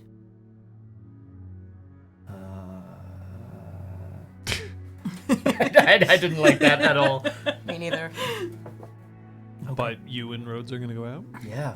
Okay, so first I'm going to ask Selma, what are you doing? She's going to go to the door with the dead person. Guy. I took the chip, right? Did you take the chip? Yeah, Yes, I was Yeah. in control, and I say that Rhodes has the chip. Okay, great. And does that lead directly to the outside? No, Oh. back they're towards the mess. leading to a hallway that's been breached to the outside. This door would lead you back to the mess. Okay. You're still in the mess. Or, sorry, you're still in the hydroponics. Find a way outside if you really wanted to. She wants to test her ability to survive without oxygen. Ah, WOO. Woo!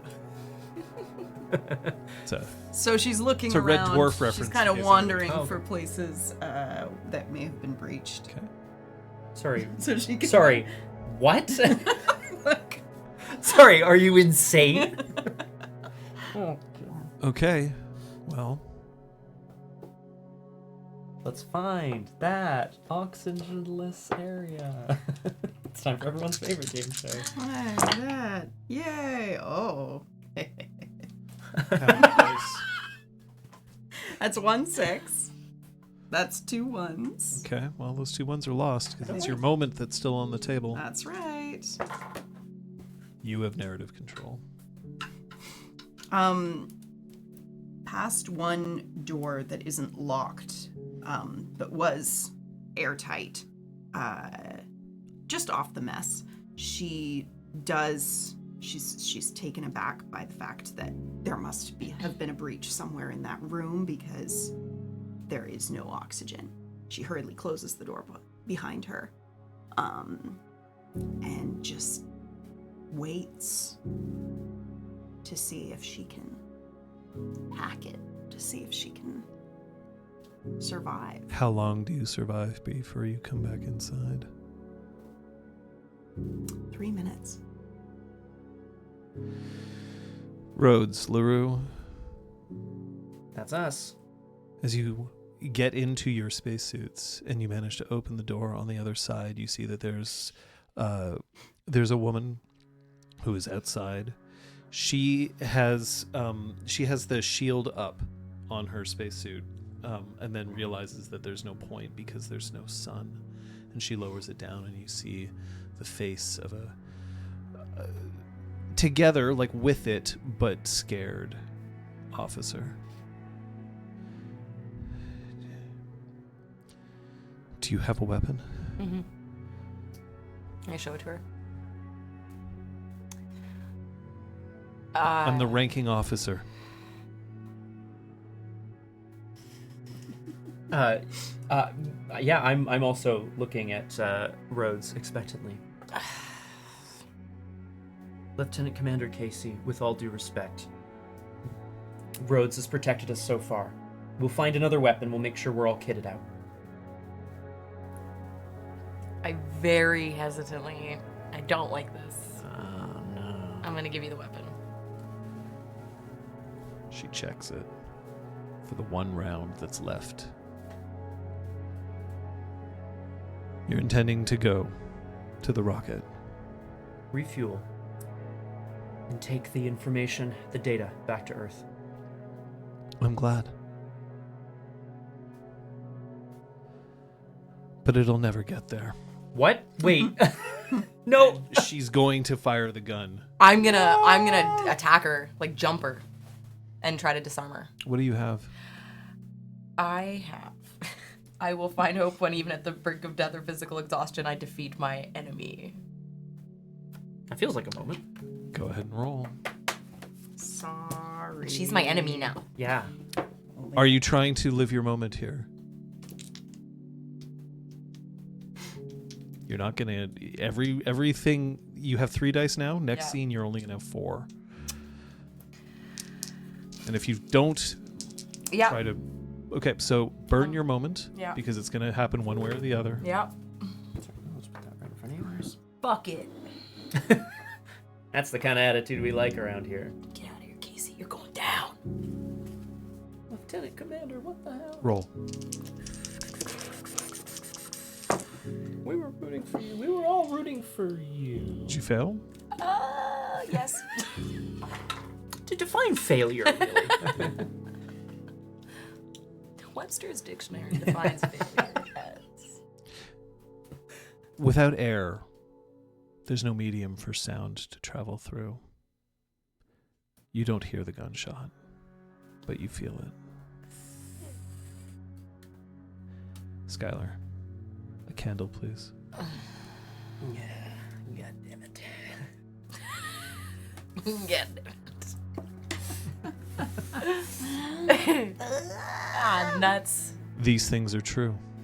The world is dark.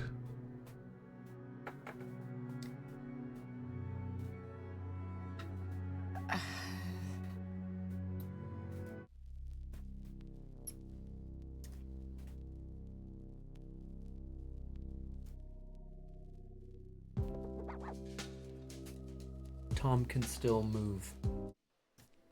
Okay. If that's it.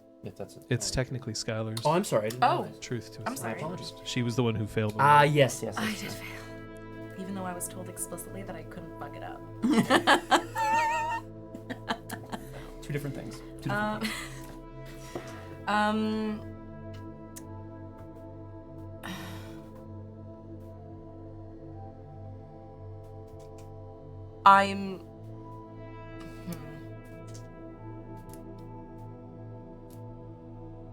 I don't believe Tom will survive.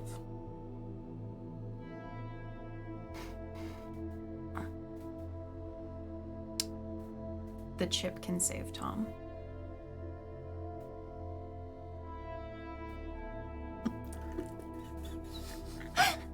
I'd like the chip.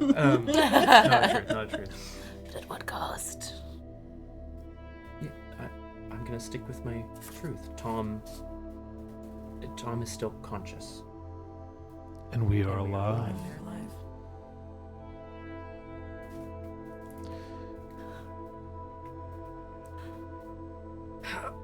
Your spacesuit is not going to be worth much for much longer. But somehow, Rhodes did manage to subdue and take out My corkscrew? with your corkscrew, sure. Horrible. Which is enough to make sure that a spacesuit can be had for Selma and the three of you can make it into the rocket bay. The fuel is still a bit further in, but you can see it now for the first time. The escape rocket. Normally used to carry a crew and complement of 25. But there's only 3 of you here in the room. 3 of you in a cube. And 2 chips. But you've been gut shot, Tom. It is an incredibly painful and slow way to die. Every time he coughs, there's little flecks of blood, and he's gonna try to make sure that it lands on the heat shield, the heat shield of his spacesuit's helmet, rather than out into the air. Are you holding up, Tom? I'm fine. It's gonna be okay. I'm going to give Elizabeth one option here, and it's the only time I will give you this option.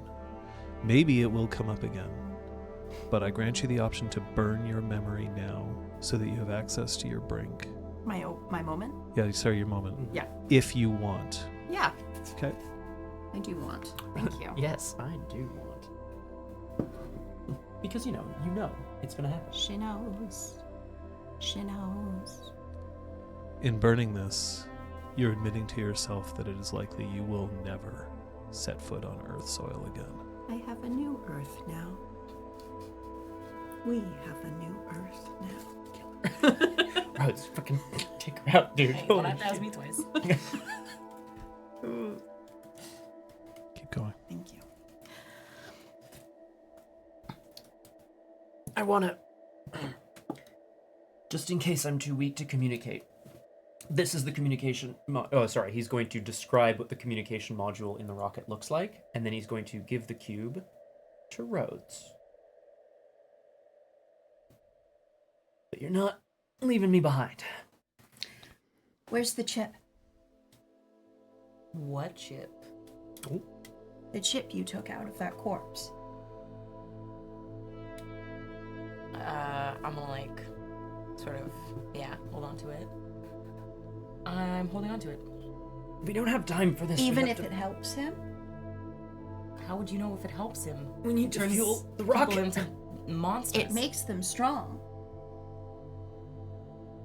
Selma, what the fuck are you talking about? I think the chip could save your life.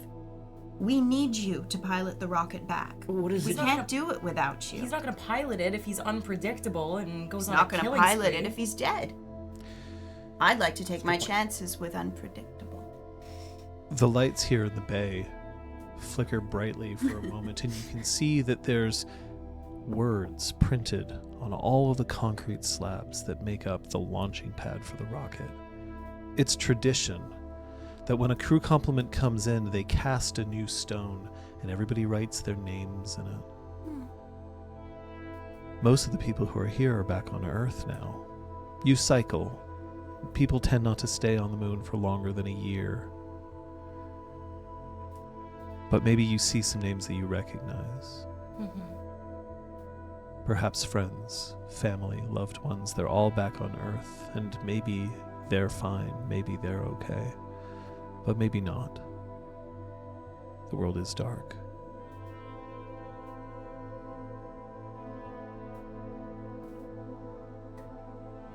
But we know there is someone still on Earth, someone that communicated with us. He's finishing a thought that hasn't been said. Over the intercom, the speaker's loud in this room. They have to be, and it echoes, seemingly endlessly off the concrete floor and walls, the blast shields. Please don't. You can't let that information get back to Earth. We need it. We need it here. Who is that? It is not a voice that you recognize, but or you can roll if you want to try to recognize the voice, but that's Is it echoing in my head too? it's not echoing in your heads, it's echoing in the room, so you can hear it. Yeah. I was just wondering if it was No. suggested. Oh, It is not- also, it is not Suggested echoing. hive mind. It is not echoing in your head. Hashtag suggested hard. Yeah. Keeping his voice relatively low so as not to be overheard by the loudspeaker. I don't know what they're talking about, but it doesn't matter. This has to get back to Earth. I agree. Then let's Give me the chip. fuel up the rocket. Tom's going to try to start the fueling process on his own, despite his gut wound. Okay, then you can go ahead and roll. Yeah! A lot of blood getting into this fuel tank. I don't know. I don't know, he's still got lots of hope. You can use blood for fuel, right? I can't. I don't Tom. fly this thing. One success. 1-6. Rockets are pretty straight shots. 1-6. Hey, you want to re-roll the whole pool with your brain? No. I have No. Do you want to seize narrative control, snuff a candle, and describe how the refueling process goes? Or are you going to let me determine it? I'm trying to think if I have something cool enough to say for the refueling process that would make me seize narrative control. Yeah. Can I do something? Well, you can if you snuff the candle out and take control. Yeah. He's got to resolve this thing. Yeah, I mean, I like it. What do you... Do it. I'm Is it candle snuff worthy? Do it. Bet it is. I'm doing it. Do it. I'm doing it. Okay. You may describe what happens. I'm going to hand Selma the chip, and she's going to sneak up behind Tom and slide it in there. Is it okay, Scott? I, the player Liz, am asking Scott, is it okay if my player does something to your character Thank you for asking. in the terms of putting a chip in his head without his consent? Yes. In the context of this game, yes, that is great. Thank you for asking. Thank you for confirming. Tom, despite the overwhelming pain, grits his teeth and pushes through the pain as he attaches, as he makes sure that the fuel line is hooked up properly. He's doing all of the checks that he was taught to do as an ensign. And everything seems perfect. In fact, they don't even need as much fuel because there's only going to be 3 of them. This shouldn't take more than a moment. And then he feels a small whisper of air behind him as something gets pressed into his brain. These things are true. The world is dark.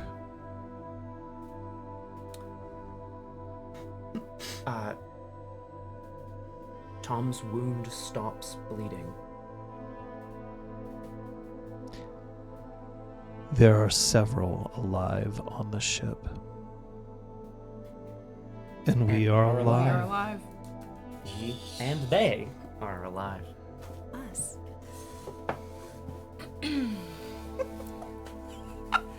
One of the good things about the ship is that it's meant to be controlled automatically as long as there's a link with Earth. So the fact that none of you are pilots makes much of a difference. Well, fuck. I No, wish it's- I had known that before I unconsensually. No, don't worry about it. It's good. Don't worry about it. Someone's No. not mad at her lie. she's You piece of she's lied apparently in the past. However, Oh, God. starting the ship and getting it going takes an engineer, which none of you are. Maybe. The ship is not meant to be a pleasure cruise. It will still take a couple of days to reach Earth from here. It hasn't gotten significantly faster than the old Apollo missions. But there's still at least a little more room to walk around here. The ship is not designed to just be a canister that manages to hurtle 3 people through innumerable kilometers towards a desolate rock and back. But the bridge, where the controls are, where the rocket can be started, that is at the end, one of the nose of the ship. You'll have to get there. Currently, you're just in the loading bay of the ship itself. The lights are not on. Selma, you hear in your head, have you belonged before?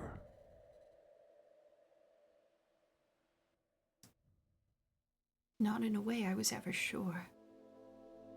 But this feels sure. I just wish there were more lights on. Tom,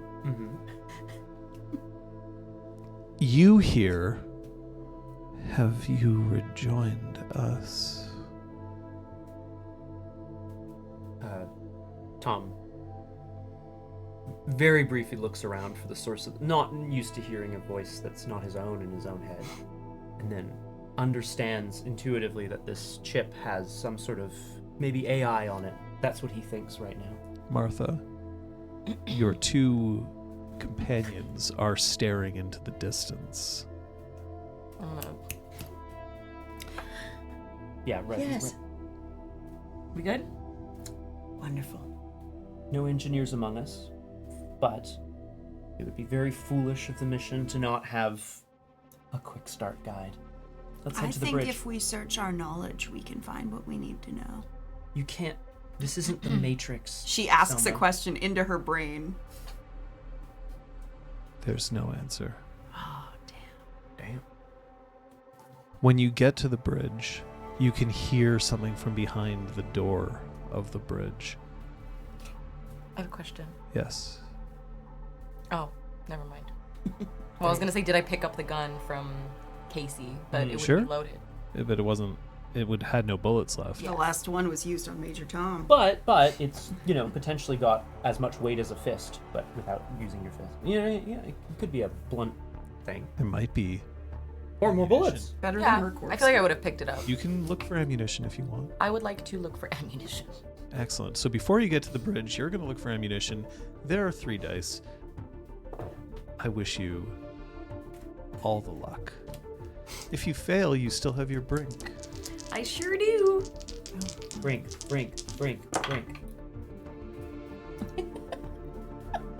How many successes did you roll? None. Do you wish to use your brink?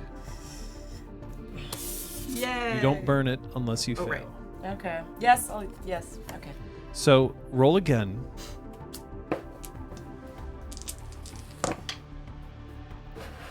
Did you fail?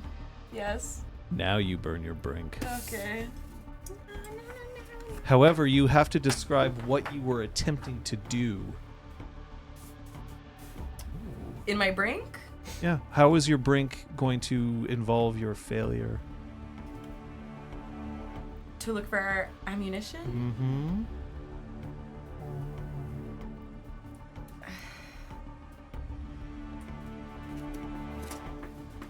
Unless you want to let me tell you.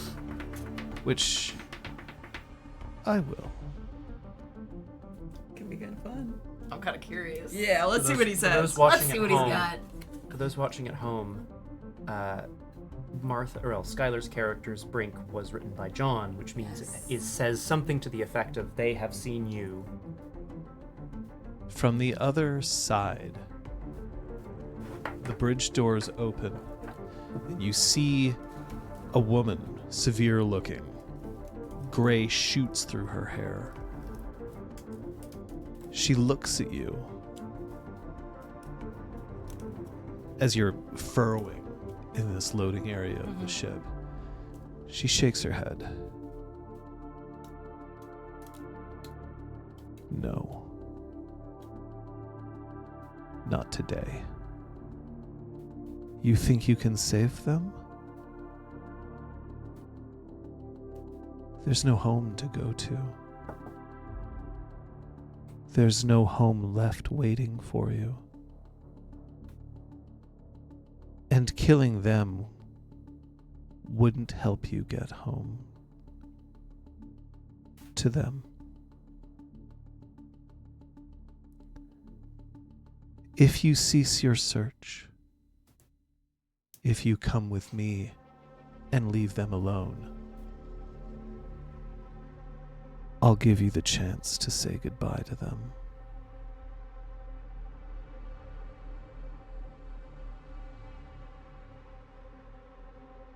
I'm gonna do it. Do it, Martha. Extinguish a candle. Go for it, Skyler. Yeah. Is this an appropriate moment to say Martha? Martha! Why did you say that name? These things are true. The world is dark. And we are still alive. Oh, No, there's There's two truths, right? Oh, So- sorry, I keep forgetting that's 0. Thank you. I am prepared to kill Selma and Tom to see them again. And we are alive.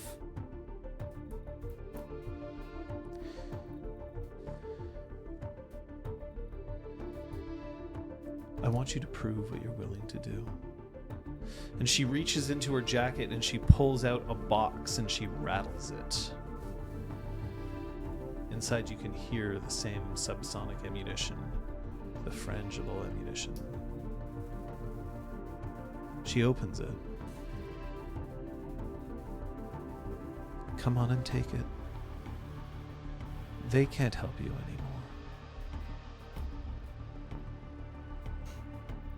They're against you. Rhodes, I'm gonna take it. are you gonna trust this woman we've never met? What do you mean we're against you?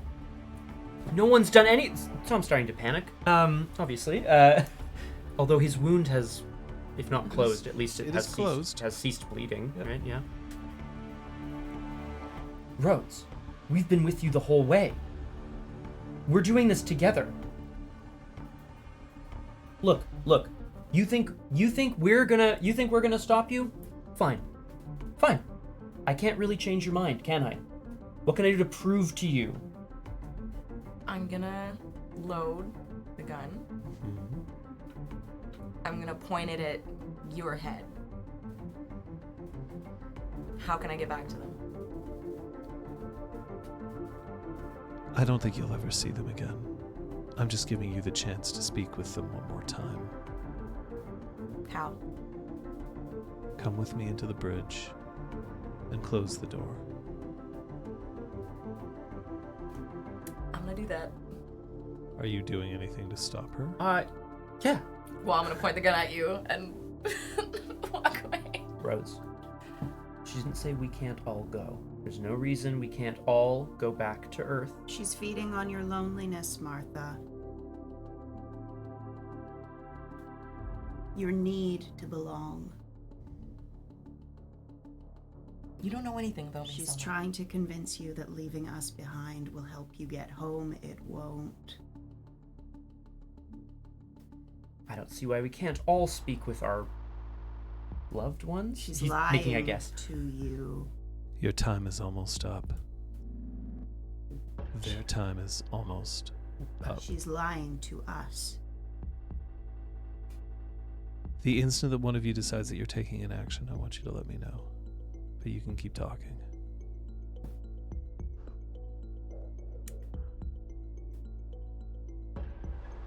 What if this woman's an engineer? I don't think we need one. I think there's got to be a manual. There's got to be something. We have everything we need, the three of us. 10, We're going to be fine. 9, Rhodes, don't make me make this decision for you. 8. They're coming. Roll your dice. Yeah. You It's only have just 2. 2 dice. Yeah, sorry. Oh, so close. Burn that. Oh.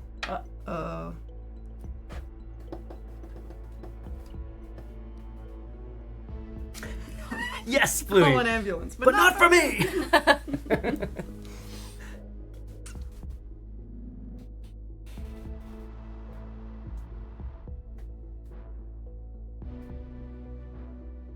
She says, "Very well.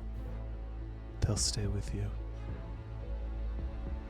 She takes one step back, closes the door to the bridge, and you hear the alarm that means that the doors to the launch bay are opening, and oxygen will soon run out.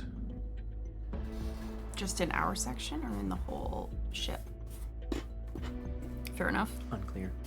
Oh, would you like to do the honors? I did the last one. No. No, I don't. Oh, Hope doesn't want to extinguish. Doesn't want to go out. Fighter. Fucking rip. These things are true. The world is dark. And we are alive.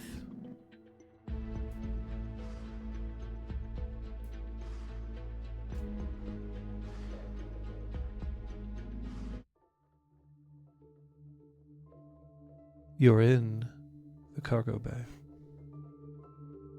You can feel that the levels of oxygen are starting to drip. But the doors on the ship don't have any damage to the gaskets and cannot be forced.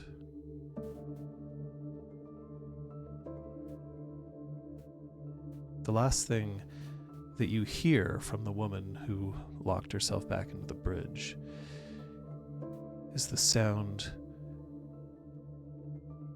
of a radio. Radio signals that come from Earth to the moon take 1 second to arrive. They travel at the speed of light, a light that you no longer see.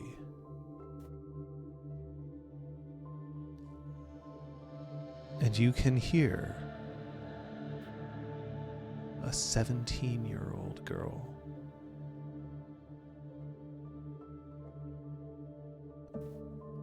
Hi.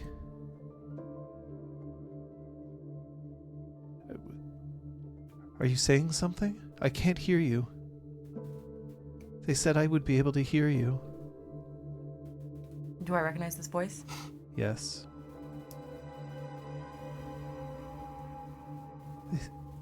They said I could. Yeah, it's me. I can't hear you. Can you hear me? I don't know if you can hear me. I managed to set up the old train set in the basement, but there's no power. The batteries are starting to die, but my phone still works for a little while longer, and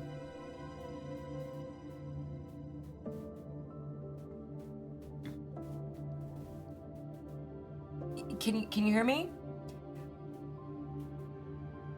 You just keep doing that. You don't need power for that thing. You can.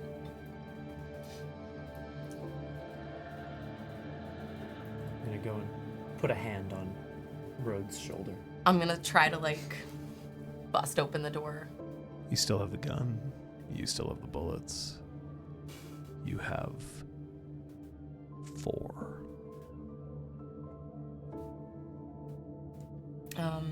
I will tell you that in this last scene, if you take an action, you will roll, but instead of it ending the scene, it will cause your character's death. Mm-hmm. If you lose. Yeah. And you can't hear me? I don't know. But That's- you're going to try to break open the that's- door? Yeah, I'm gonna try Which to break door? open the door. Which door? The door to the bridge or the door out? The door to the bridge. I'm gonna tell her that I'm coming back for her, Roll the die. and I want to get in there to try to get back. Come on. Let's do this.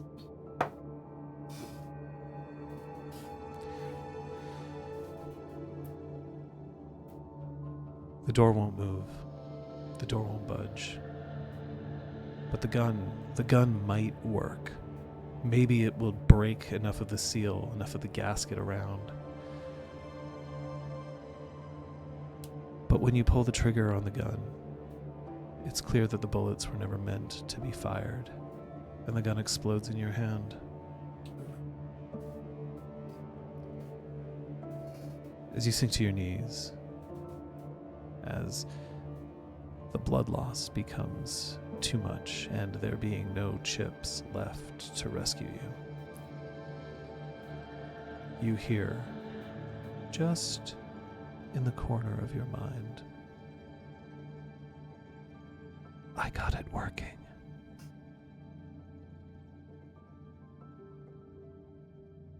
I smile.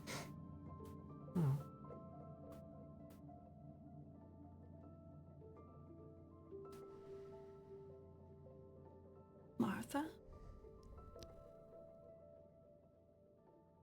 In your head, you hear, why do you care? She was willing to kill you. No, she wasn't. She was trying to save us.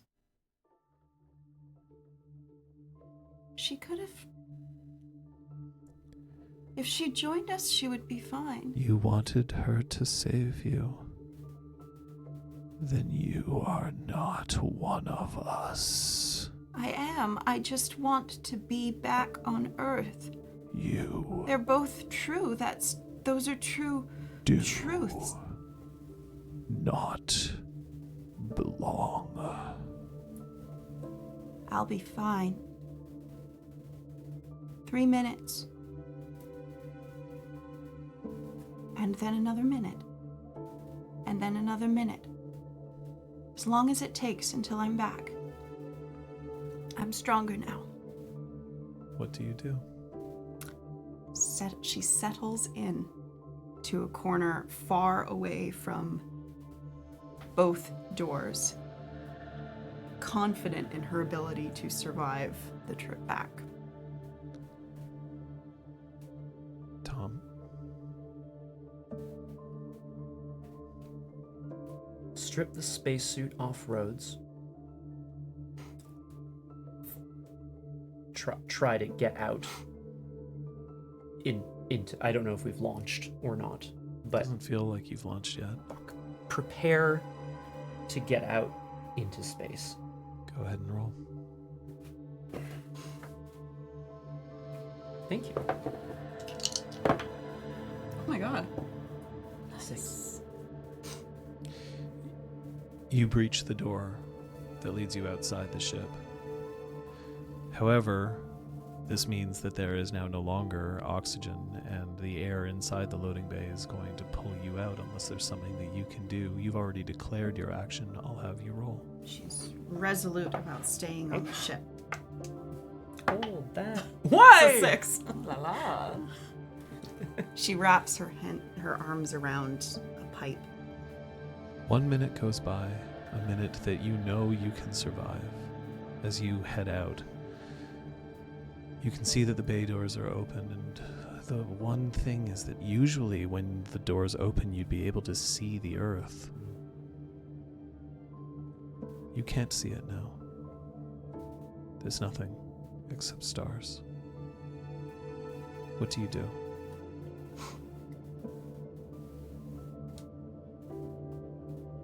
I try to use my suit's radio to reestablish contact with Earth Roll. so that I can say, guide me home.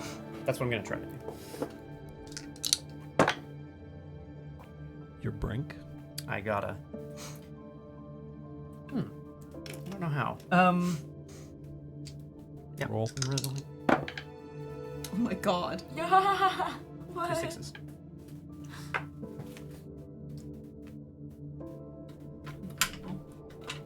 You have like 9 dice, eh? 2 6s. 2 6s. It's true, Crosshair. You have narrative control. About to kind of step out of the ship, he looks back one last time at Martha's body. Oh, it's sucked out now. Oh, it's gone, eh? Yeah, okay. Oh, but Selma's still inside. Yeah, because holding- she's resolutely holding on to a pillar and is staying inside. She has no suit on, but she's still alive. I'm gonna. But you have access to the communications now. You can reach Earth. You could reach Command. Do you? Yeah. Yeah, okay, this is how I'm going to incorporate my brain. Command, it's just me. Ensign, I'm the only one left. where are you? I'm leaving Artemis now, but I'm going to need some visual aid to get me home. There is no light left, Ensign. Make some, Command. You will need access to the bridge. Okay. I'm going to try to access the bridge from the outside. Roll. Let's go. I'm re-rolling. We're going back to Selma for a second. Yeah, for sure. It's been 1 minute. It's been 2 minutes. 3 minutes is what you survived before. What do you do? So I was confused as to where Selma currently is. Her intention was to be holding on to something that would go back to Earth. And You are on a ship that's going back. I am on a to ship. Earth. Okay, wonderful. Good. I just want to make sure. Yeah. Because then you left and I was like, wait, I think I'm in the wrong place. Wait. You are on a ship that's going back to Earth, but there's no oxygen in this That's place. fine. I would like to keep rolling to find out how many additional minutes she can survive past her 3. Go ahead. As in, she needs a 6. Nope. That's a 5. So she's holding on. She says 3 minutes. Then another minute. The voice inside your head. You do not belong, but we salute your dedication to the project.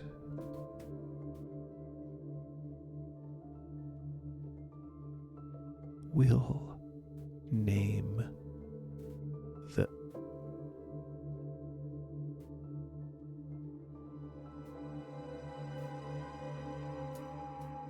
Ensign, it's only you. When you manage to make it into the bridge, you can see, or at least to the viewfinders on the bridge, you see that there is just that one woman. And you see that she's rotating the dial so that the ship is going to be guided off course. It will miss Earth. But you manage to make it inside. The airlock seals. And you can hear from the inside, I'm afraid I can't let you go home, Ensign. You have to. It's not just about me. It's about the survival of humanity. It's about the survival of life. Roll. Come on! Oh, whoa, yucky ducky. I'm going again. Yeah, I'm using my brink. It's a 6. Oh my god. The door opens up. Sorry.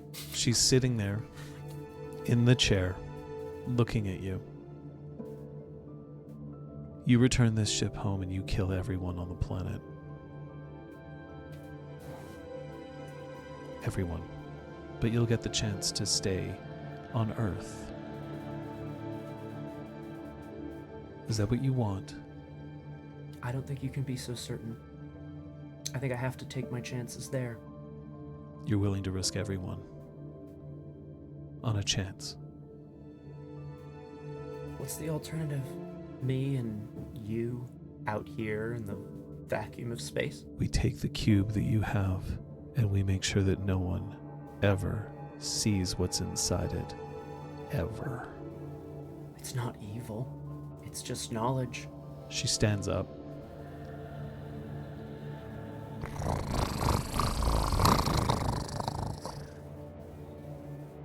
I see.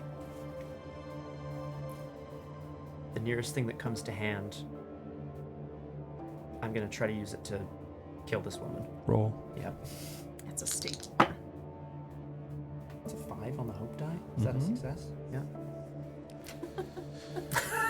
You manage to wrench the door handle from the airlock free, and you cave her skull in. Okay. But in doing so, you manage to hit the console that has the directional capabilities of the ship, It's damaged. That's fine. That's fine. I just need to communicate with Earth. Roll to establish communication. I don't want to be alone out here, guys. It's a fail. Bring. That's Success. Oh my god. Tom. Tom. He's gonna make it home against all odds. Tom. Ensign, you have to make it back, Ensign. But your ship is damaged. It is. The cube must return to Earth. If you can take control from there, do. And if you can't, I'm gonna need step-by-step instructions. You need to adjust thrust by 2.3 degrees leeward. Okay. You'll have to do it from outside the ship. Okay. Go. I'm leaving the airlock again to adjust the thrust 2.3 degrees leeward. I think that's what he said. Hope he was paying attention.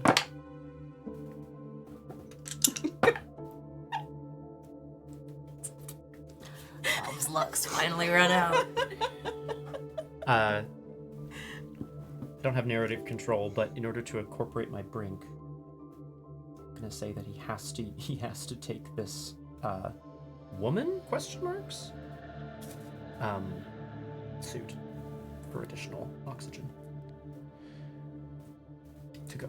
Ensign Tom LaRue, when you step outside the ship one more time and head towards the engine, you know that by adjusting it manually on the outside, it will burn you to a crisp. You will not survive. The voice inside your head tells you that what you're doing is wrong, that you're dooming humanity by letting this information get back. Command in your ears tell you that there is nothing more important than making sure that the Earth can survive. You manage to make an adjustment. As your hands start to burn, as the rest of you start to succumb to the flame, you don't know if the ship has been corrected enough.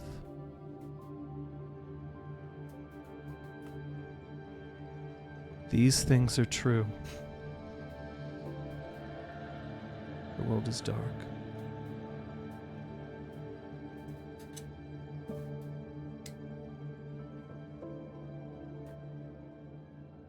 We should be told that things have been played.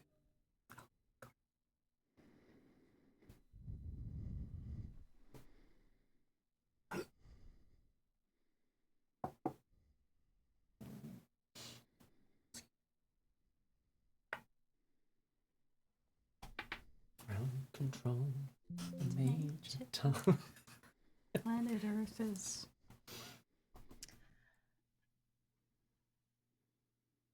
My name is Martha Rhodes. I don't know if anyone's gonna listen to this or if anyone really cares, but I tried my best, and I always wanted to make them proud. I don't think any of that matters anymore, though.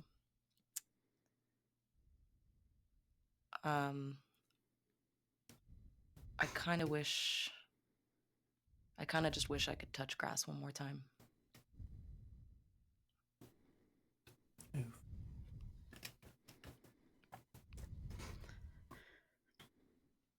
I never expected it to be so dark. I guess I always thought that when the end came, that at least we could count on the sun, so I could see the world I was leaving behind. I didn't expect the world to be so dark.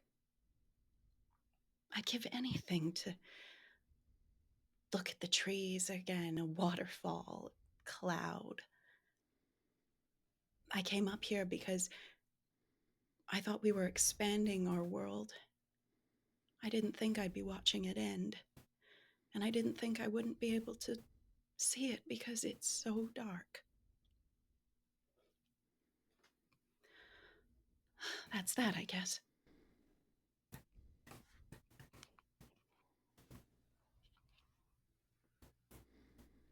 This is Communications Officer Tom LaRue, junior rank, reporting in one last time. I don't have a status report at this time, unfortunately. But what I do know is that we're together. That's what I know. I think anything's possible if you've just got someone else that you can rely on. Oh, buddy. And maybe they can rely on you too. Fuck. I really hope you hear that. Okay. Communications Officer Tom LaRue, junior rank. Over and out.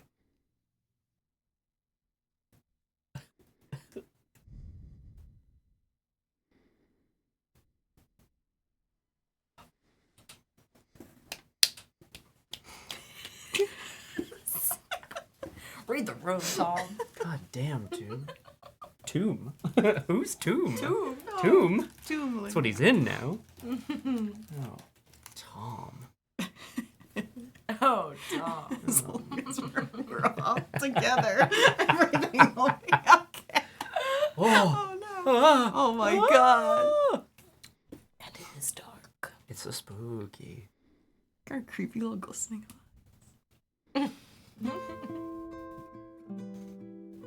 Yay! Wow. That's horrible. Ponte's Pizza? Yay! The lights never go out at Ponte's Pizza! Oh my god. Sorry. At the end of our games, we ask what we've learned, even though this is a one-shot. So what did your character learn, or what did you learn, Skyler?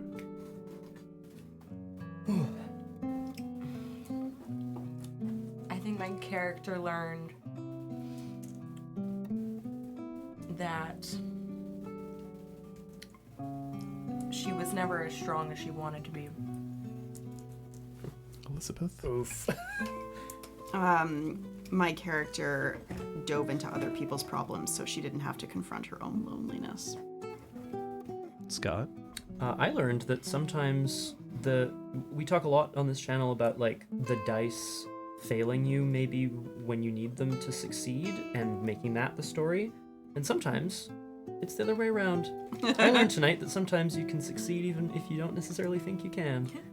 Against all odds, shall we say, and that it makes more story. I love that. That's what I learned. The second thing that we ask is to highlight another player's play. Something that they did during the game that you thought was especially cool or a great moment. Skylar, do you have one for either one of these two? Yeah, I loved Liz just like goes into her character sometimes and I love it. Like you're just like in it, like right out the gate. And I love that. It's so cool. You're just like, wow, it's like you have this like full, seemingly fully formed character just like, just pulled out. And Scott, You only have to do one, because then Liz is going to go. It's sweet to have It is. Sucks to be you. Fine, tell me off stream, whatever. It's okay, I didn't have anything anyway. Oh no! Scott, I loved that you were very clearly established in your rank on the ship, and you played that.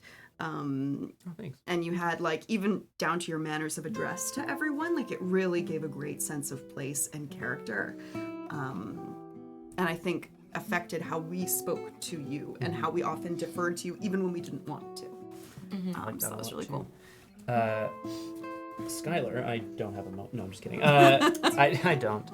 No, I really, actually, the moment that really stuck out to me was Martha's choice to arrogantly and, take control of a situation that she had access to. Like when the door could have been blocked, instead, Martha decided to show us her true colors by being like, no, I'm in charge now. I'm gonna ice this guy who needs icing. Like she's the my secrets. no, but like that's it, right? But like taking control of the situation in a way that was really really cool. I liked it.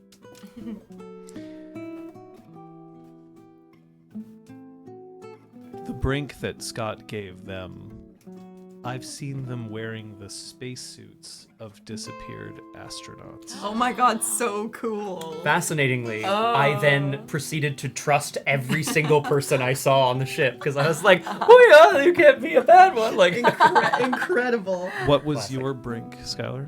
My rank was that they have seen me commit atrocities in the name of love. atrocities. I've seen you lie to protect your reputation at the expense of a man's freedom. Ooh. And mine was I've seen you sacrifice someone else's life to save your own skin. Or something to that effect. Yeah, that's it. Which I did a lot of near the end. Yeah, sick. John is the establishing of the space station, and I think the moving from scene to scene felt really natural. I'm calling you out, John. No, I'm calling you out on being able to pick up and find a natural end to a scene when a candle had to be extinguished, so that we could find ourselves in a new situation that was still dire, but not like, oh, why aren't they just dead now? Yeah. That's the magic of the game, and I really feel like that worked really well today. Well, thank you for playing with us, Skylar. Thank you guys. I had so much fun. What a good first experience. Yay! Who said that first times are always trash? Oh, It's me, I said. I was gonna say, did someone say? Yay! Thank you, people making comments. Thanks, chat. Thanks Yeah. for best, chat.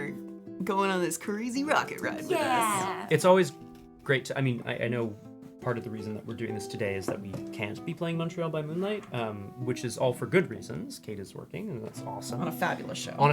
Yes, actually, the show is fantastic, and for those of you who can get across the seas to see it, but yeah, it's so cool to play something that we don't normally play in a mode that we don't normally play in, and with somebody we don't normally play with, and that's fucking awesome.